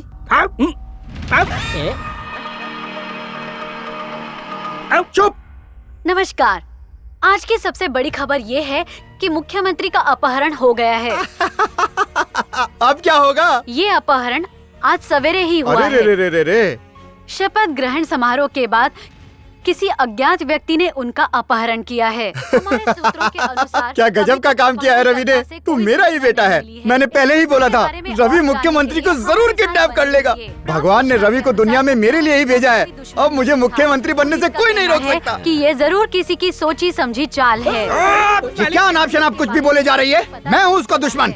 तुम लोग जानते हो मैं इस पार्टी का सबसे पुराना नेता हूँ, फिर भी मेरे सामने उसने दूसरों को सीट दे दी। सड़क से उठाकर किसी को भी नेता बना देता है। अपहरण होने के बाद से प्रदेश में जगह जगह दंगे फसाद हो रहे हैं। इससे जनता में डर का माहौल बना हुआ है। अभी के लिए बस इतना ही। आगे की जानकारी के ये कोई भी नहीं जानता कि वो किसका आदमी है। कोई ये भी नहीं जानता कि वो किसके लिए काम करता है। अरे वो तो मेरा ही आदमी है। उसे आप जानते हैं? बताइए सर, कौन है वो? क्या आप उस किडनैपर को जानते हैं? हाँ, मैं आप सबके सामने कह रहा हूँ कि मैं उस आदमी को जानता हूँ। हाँ?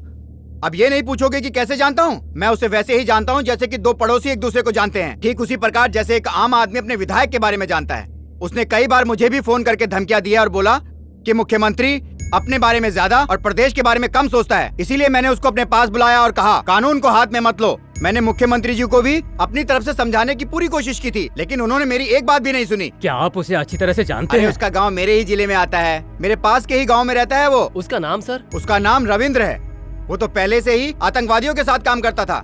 रविंद्र उर्फ संतोष उर्फ संपत उर्फ रहीम, यहाँ तक कि आतंकवादियों से भी उसका गहरा संबंध है। आप उसके बारे में और क्या क्या जानते हैं? बहुत कुछ जानता हूँ। उसकी जो पत्नी है वो भी मिली हुई है। वो दिन में स्कूल चलाती है और रात में बंदूक चलाना सिखाती है। दोपहर में बच्चों के साथ खाना खाती है और रात में आतंकवादियों के साथ। वो केवल बच्चों को कविता ही नहीं पढ़ा रही है, बल्कि उन बच्चों को साथ में आतंकवादी बनने की ट्रेनिंग भी दे रही है। उसके और भी बहुत नाम है। शिरीषा उर्फ कांता देवी उर्फ भावना देवी उर्फ देवी देवी देवी। वो तो उनके ग्रुप का मुख्य नेता है। उसका एक भाई भी है जो अपने को मिलिट्री का आदमी बोलता है। उसने अपने हाथ कारगिल के युद्ध में खोए हैं। पता नहीं वो सच बोल रहा है या झूठ बोल रहा है। उसका भी गांव में बड़ा खौफ है। उसका नाम भी चौहान है, विजय दीनानाथ उर्फ कांचा चीना। वे दोनों अभी गांव में ही हैं। अगर आपको उनका पता चाहिए तो मैं अभी का अभी दे सकता हूँ।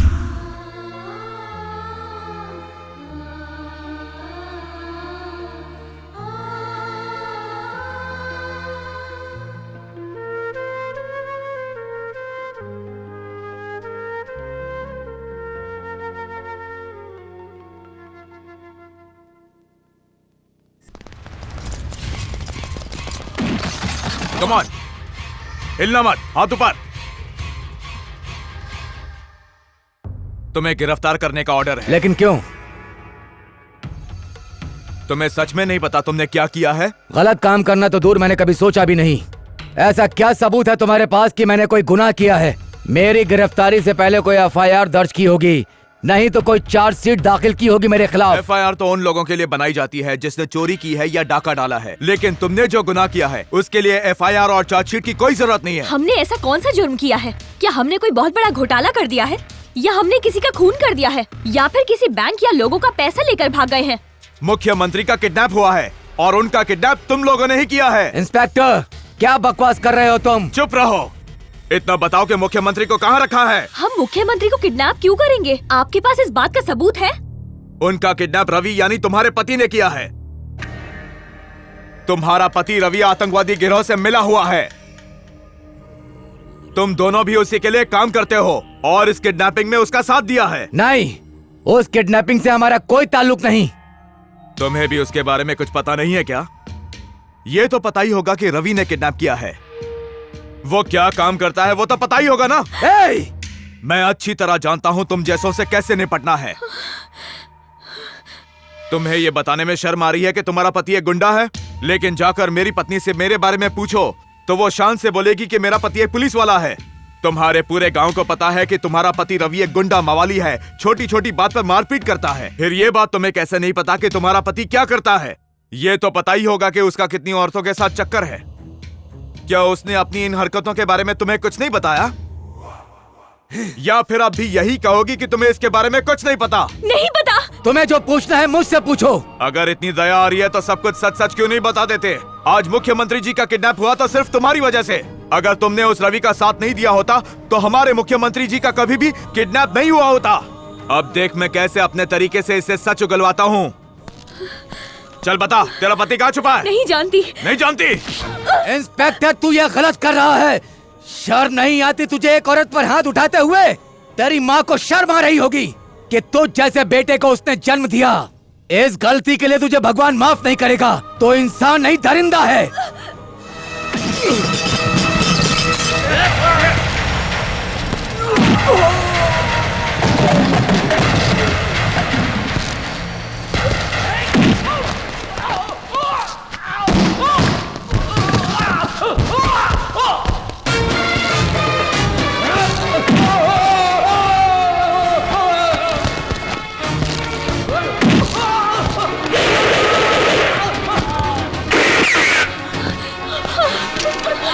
रुक जाओ।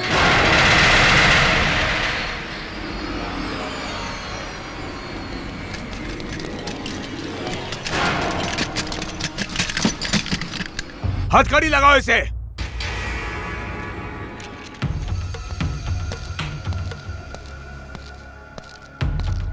पुलिस पे हाथ उठाता है मतलब तो सच में आतंकवादी है। ये हाथ कारगिल में नहीं कटा है, बल्कि देश की इंफॉर्मेशन दुश्मनों को देने के लिए आर्मी वालों ने ही तुझे सबक सिखाने के लिए हाथ काट दिया होगा। आवाज नीचे। तेरे जैसे लोगों को मैं ही सबक सिखाऊंगा। ये ले।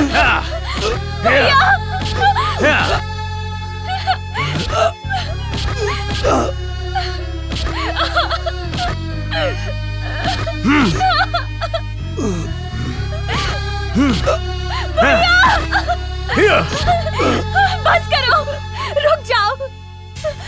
हम सब मानते हैं सर, हाँ हम ही आतंकवादी हैं। सीएम को हमने ही किडनैप किया है। आज तक जो सरहदों पे लड़ाइयाँ हुई हैं, जो भी दंगे फसाद होते हैं, वो सब भी हमने ही कराए थे सर।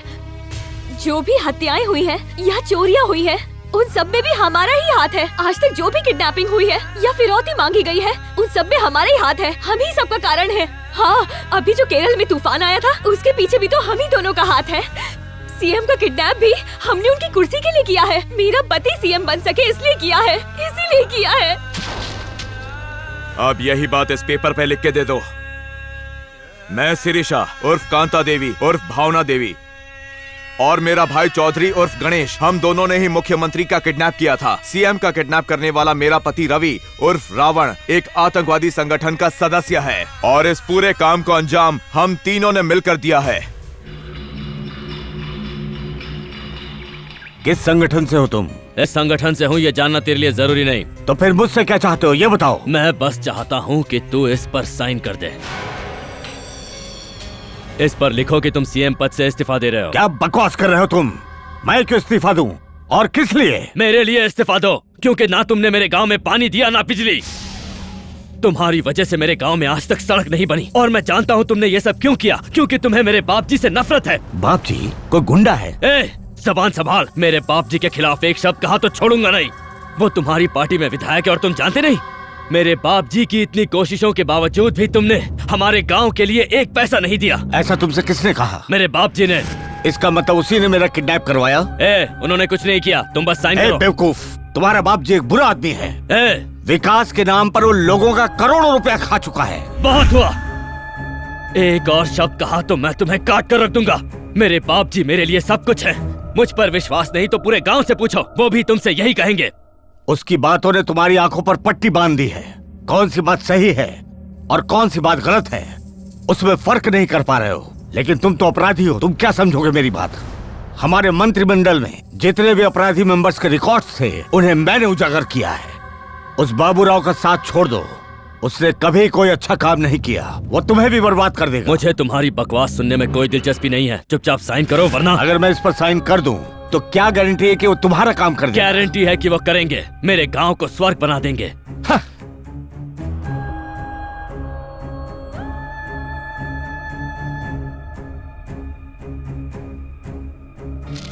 साइन किया है कि नहीं? मेरा काम तो हो गया, तू निकल चल। इसने साइन कर दिया है भाई। क्यों बे, क्या बोला था? इस पार्टी को हमारी जरूरत नहीं है। हमें इस पार्टी में आने के लिए तूने मना किया था ना बुड्ढे। आज से ये पार्टी भी हमारी है और सरकार भी हमारी। पार्टी में नहीं हो लेकिन तुम्हारी फोटो जरूर लगेगी और फोटो के लिए तुम्हें ऊपर पहुंचाना बहुत जरूरी है। अरे ये तुम क्या कर रहे हो? इन्होंने साइन कर दिया है। साइन करने के बाद इस दुनिया में उसका कोई काम नहीं है। बाप जी ने सिर्फ इनका इस्तीफा मांगा था, इनकी जान नहीं। केवल इसके इस्तीफे से बाप जी सीएम नहीं बनेंगे, उसके लिए इसको मरना पड़ेगा। इसको मारने का ऑर्डर बाप जी ने दिया है। बाप जी ने कहा? हाँ तेरे बाप जी ने, हमने नहीं। ये प्लान उन्हीं का था। ये पढ़।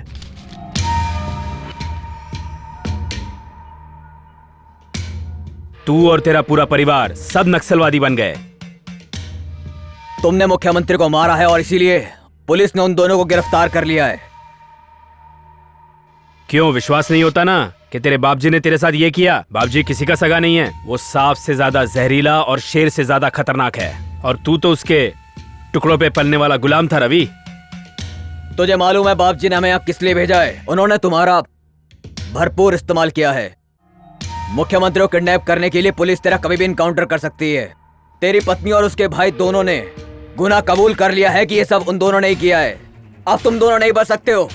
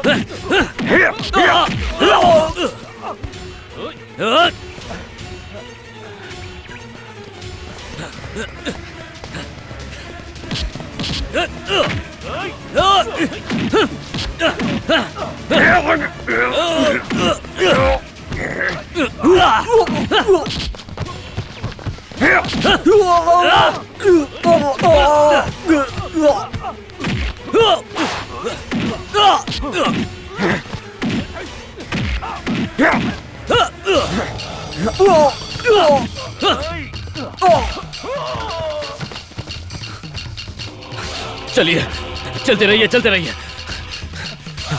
संभल कर।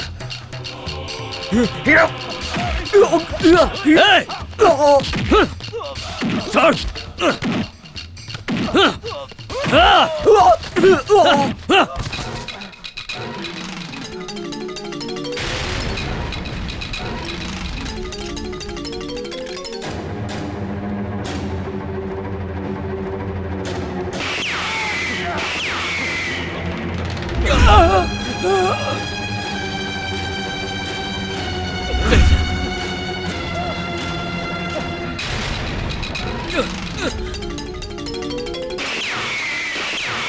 चलिए, वहां चलिए।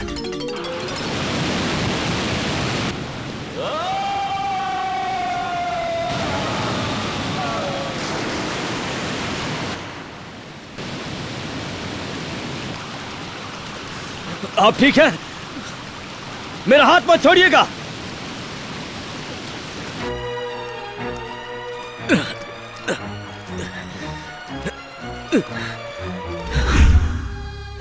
उठिए, आंखें खोलिए। सुनिए मंत्री जी, मुझसे गलती हो गई। मैं आपको गलत समझ बैठा। मैंने बाप जी पर विश्वास किया और उसने मेरे साथ विश्वासघात किया। वो इतना बड़ा राक्षस है, मैं नहीं जानता था। वो मेरे साथ ऐसा करेगा मैं सोच नहीं सकता था। इतने सालों तक मैं उसका सारा गलत काम करता रहा, लेकिन आज मुझे समझ आया मेरा बाप जी वैसा नहीं है जैसा मैंने सोचा था। मंत्री जी, नहीं, आपको कुछ नहीं होगा। मैं हूं ना यहाँ आपके साथ। ये जो कुछ भी हुआ है मेरी वजह से हुआ है और इस गलती को भी मैं ही सुधारूंगा। हमारे लोगों को आपकी जरूरत है मंत्री जी। आपको उनके लिए जीना ही होगा। आपको कुछ नहीं हो सकता, कुछ नहीं होगा आपको। मैं आपको बचाऊंगा। अभी अभी खबर मिली है कि अपहरणकर्ता रवि ने मुख्यमंत्री की गोली मारकर हत्या कर दी है। 2 सामाजिक कार्यकर्ता रवि से बात करने के लिए उनके पास भी गए थे, लेकिन उनकी बात सुने बिना मुख्यमंत्री की लाश को लेकर वो फरार हो गया। अभी तक ये साफ नहीं हो पाया है कि उसने आखिर मुख्यमंत्री की हत्या क्यों की। ये सब झूठ है। ये सब बिल्कुल झूठ है। भी हमारे पास आ गई है। पुलिस ने ये फोटो हर चौराहे पे लगा दी है। जिस व्यक्ति को भी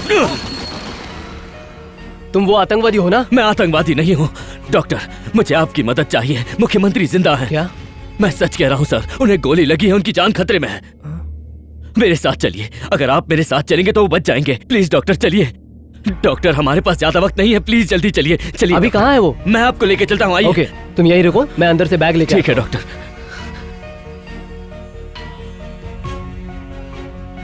शुक्रिया डॉक्टर, लाइए मैं पकड़ता हूँ। रुक जाओ। कम ऑन, पकड़ो इसे। धोखेबाज! सच्ची ऐसा हुआ क्या? क्या मेरे क्यूट से चेहरे पे आपको सच्चाई नहीं दिखती? मुख्यमंत्री अभी तक जिंदा है।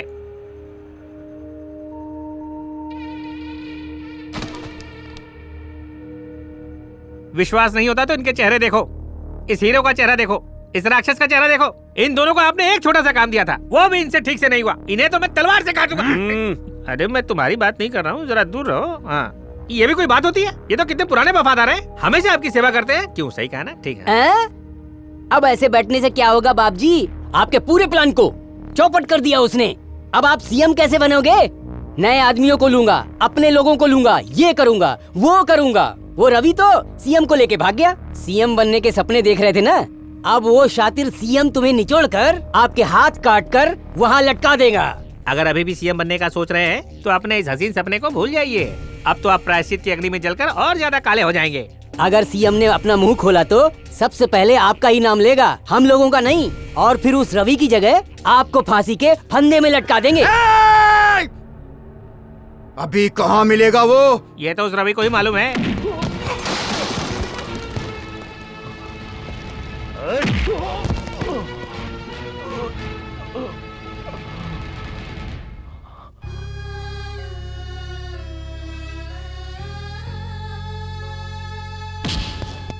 मुख्यमंत्री कहाँ है? चल बता। देखिए, मैं आतंकवादी नहीं हूँ, मैंने मुख्यमंत्री को नहीं मारा। तो फिर मुख्यमंत्री का किडनैप क्यों किया? मैंने उन्हें किडनैप किया था, लेकिन मैंने मारा नहीं। मुझसे झूठ बोलेगा? चल बता। अगर मुख्यमंत्री इस्तीफा दे देते तो मुझे सैंक्शन पेपर मिल जाता, ऐसा बाप जी ने मुझसे कहा था, इसीलिए मैंने ये किया। मुख्यमंत्री जी को कहाँ छुपाया है? चल बता, बोल, जल्दी बोल। मैं कोर्ट में सबसे कह दूंगा कि मैंने ये सब अकेले किया है। मैंने उन्हें गुंडों से बचाया था, मेरा विश्वास कीजिए, मैंने कुछ नहीं किया। अगर तूने उनको बचाया है तो बता कहाँ है वो, बता। तुम सब बाप जी से मिले हुए हो, अगर मैंने बता दिया तो तुम उन्हें मार दोगे। मारो इसको, मारो इसे। ए, रुक जाओ।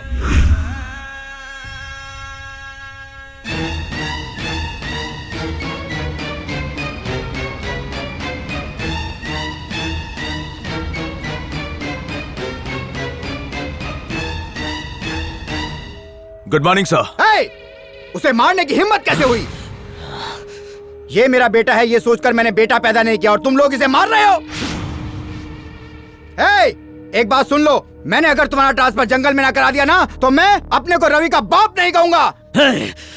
निकलो यहाँ से, निकलो।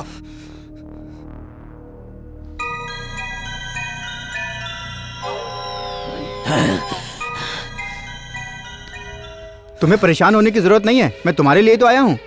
मैं मीडिया में जाकर बोल दूंगा तुमने कुछ भी नहीं किया, तुम बिल्कुल बेकसूर हो। हाँ, अरे रे रे रे, इन लोगों ने मेरे बेटे को मार के क्या हाल बना दिया। इनकी तुम्हें मुख्यमंत्री को कहाँ छिपाया है? बताओ ना बेटा, कहाँ छिपाया है उसे?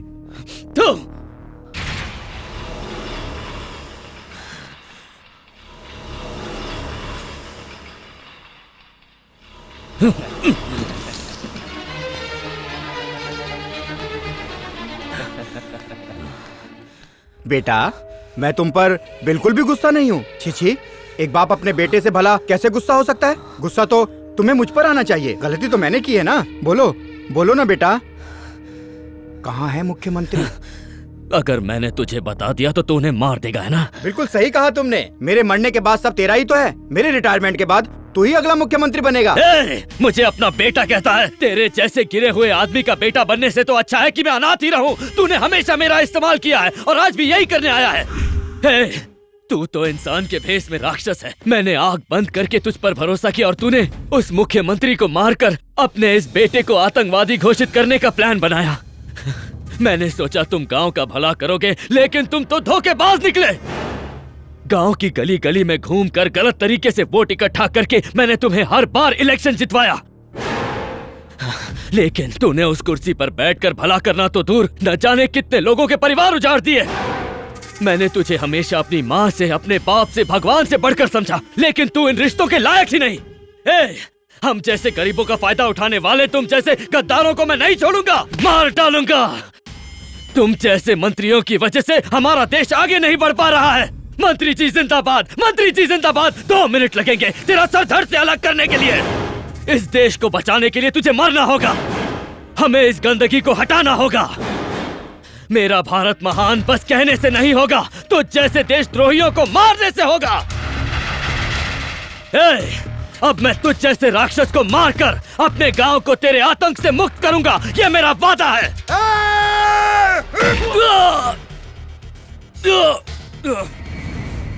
पूरी जिंदगी तू मेरे ही टुकड़ों पर पलता रहा और आज तू मुझे ही धमकी दे रहा है। नहीं छोड़ूंगा तुझे, जान से मार दूंगा। जल्दी बता, कहाँ है मुख्यमंत्री? मैं तुझे बता दूंगा मुख्यमंत्री कहाँ है। तूने सोच भी कैसे लिया? जब तक मुझ में जान है, जब तक मेरी सांसें चल रही हैं, मैं उन्हें बचाऊंगा। अगर तुझ में दम है तो मुझे रोक के दिखा।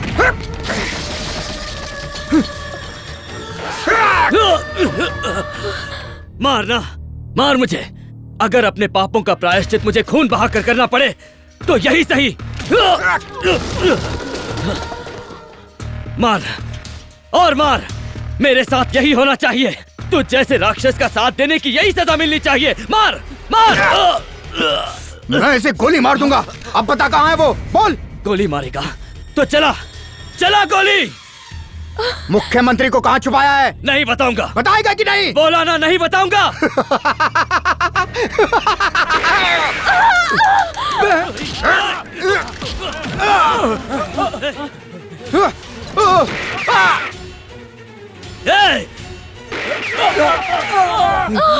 बहन,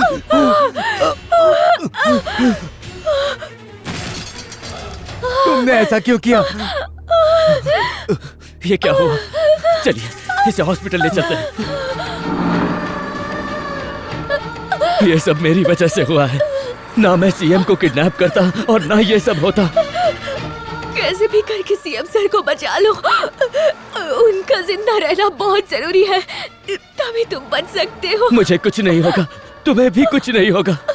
भैया गाड़ी थोड़ा तेज चलाइए। तुम मेरी परवाह मत करो, तुम सबसे पहले जाके सीएम सर को बचाओ, क्योंकि बाप जी उन्हें मारने की सोच रहा है। उससे पहले तुम्हें उन्हें जाके बचाना होगा।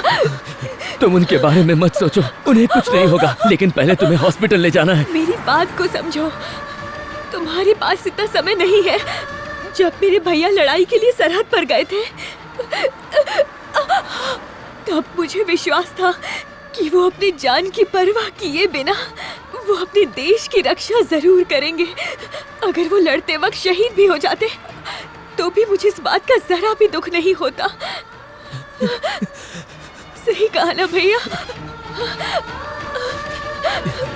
अगर मुझे कुछ हो गया तो मेरे भैया का जरूर ख्याल रखना।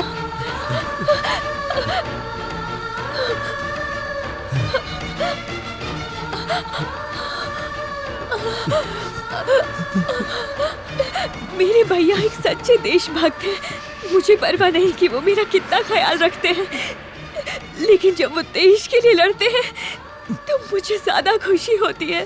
मैंने इनका कभी ख्याल नहीं रखा, लेकिन अब तुम इनका ध्यान रखना।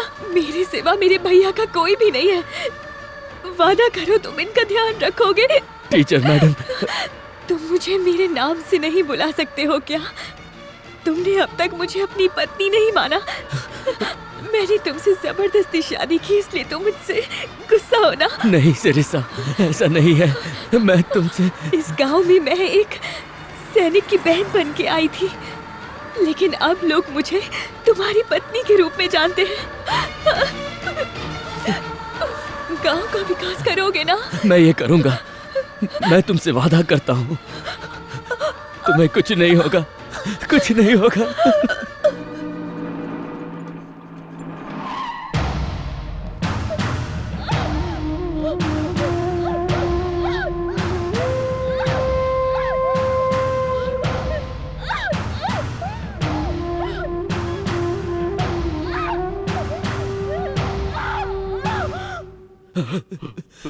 सिरिसा,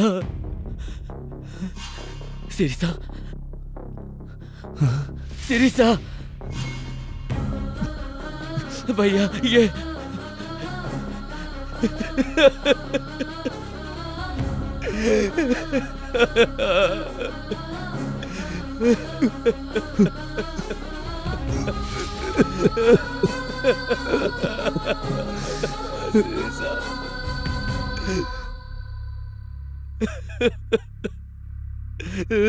ए मिस्टर, सीएम को कहाँ छुपाया है?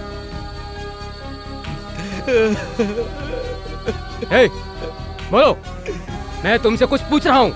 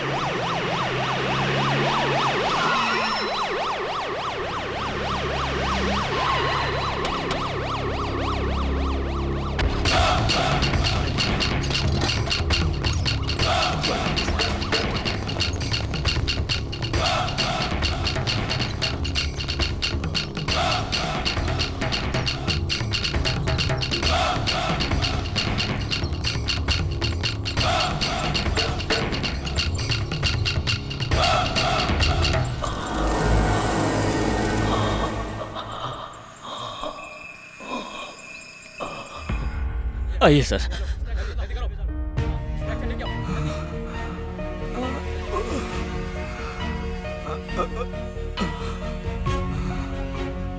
भाई जल्दी से ऑक्सीजन दो इन्हें।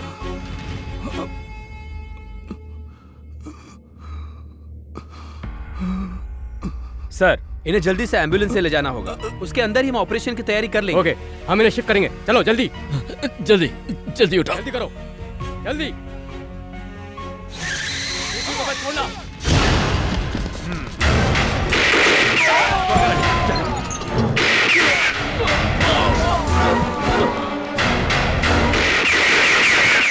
उन्हें लेकर जाओ।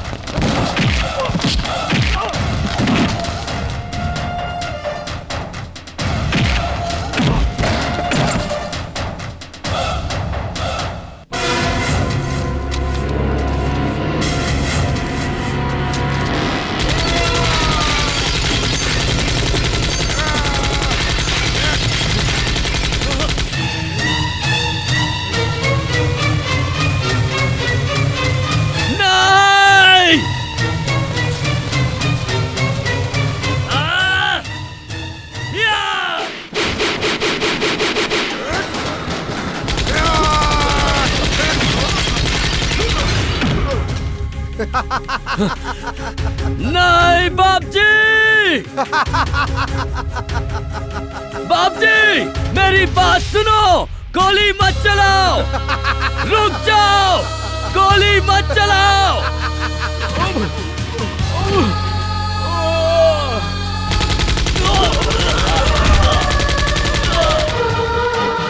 डॉक्टर, आप मेरी चिंता मत कीजिए, सीएम को बचाने की कोशिश कीजिए।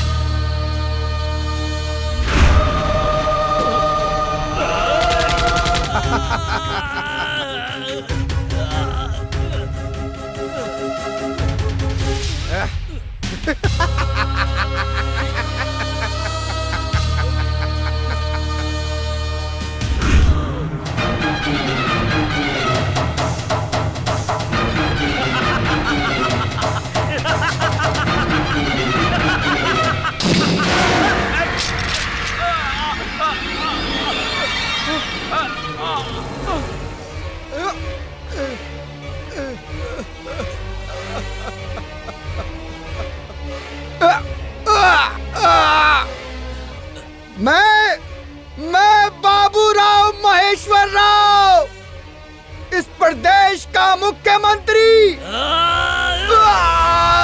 रवि, रवि,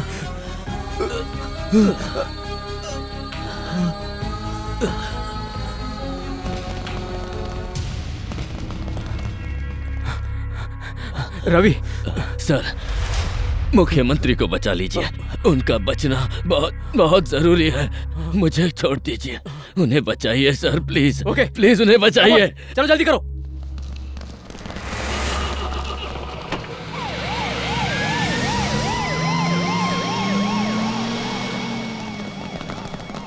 भैया, मुख्यमंत्री बच जाएंगे ना? वो बहुत अच्छे हैं, उन्हें बचना ही होगा।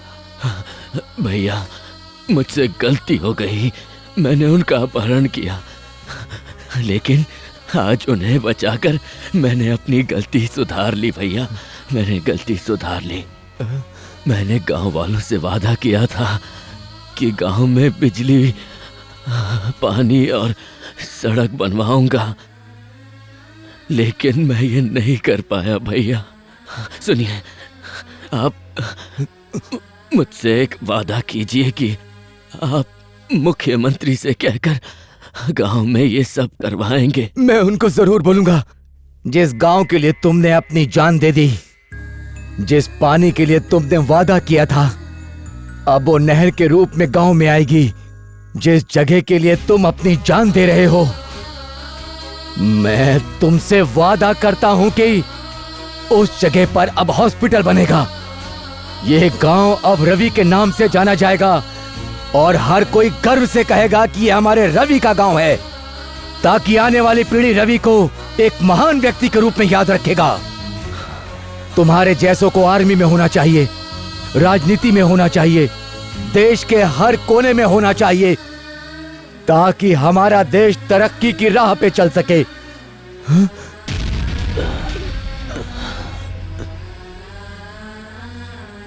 रवि, रवि, इस देश के वीर सैनिकों की तरह जो बॉर्डर पर अपने देश की रक्षा के लिए अपनी जान देते हैं, ठीक उसी तरह रवि ने भी अपने गांव के लिए अपना बलिदान दे दिया।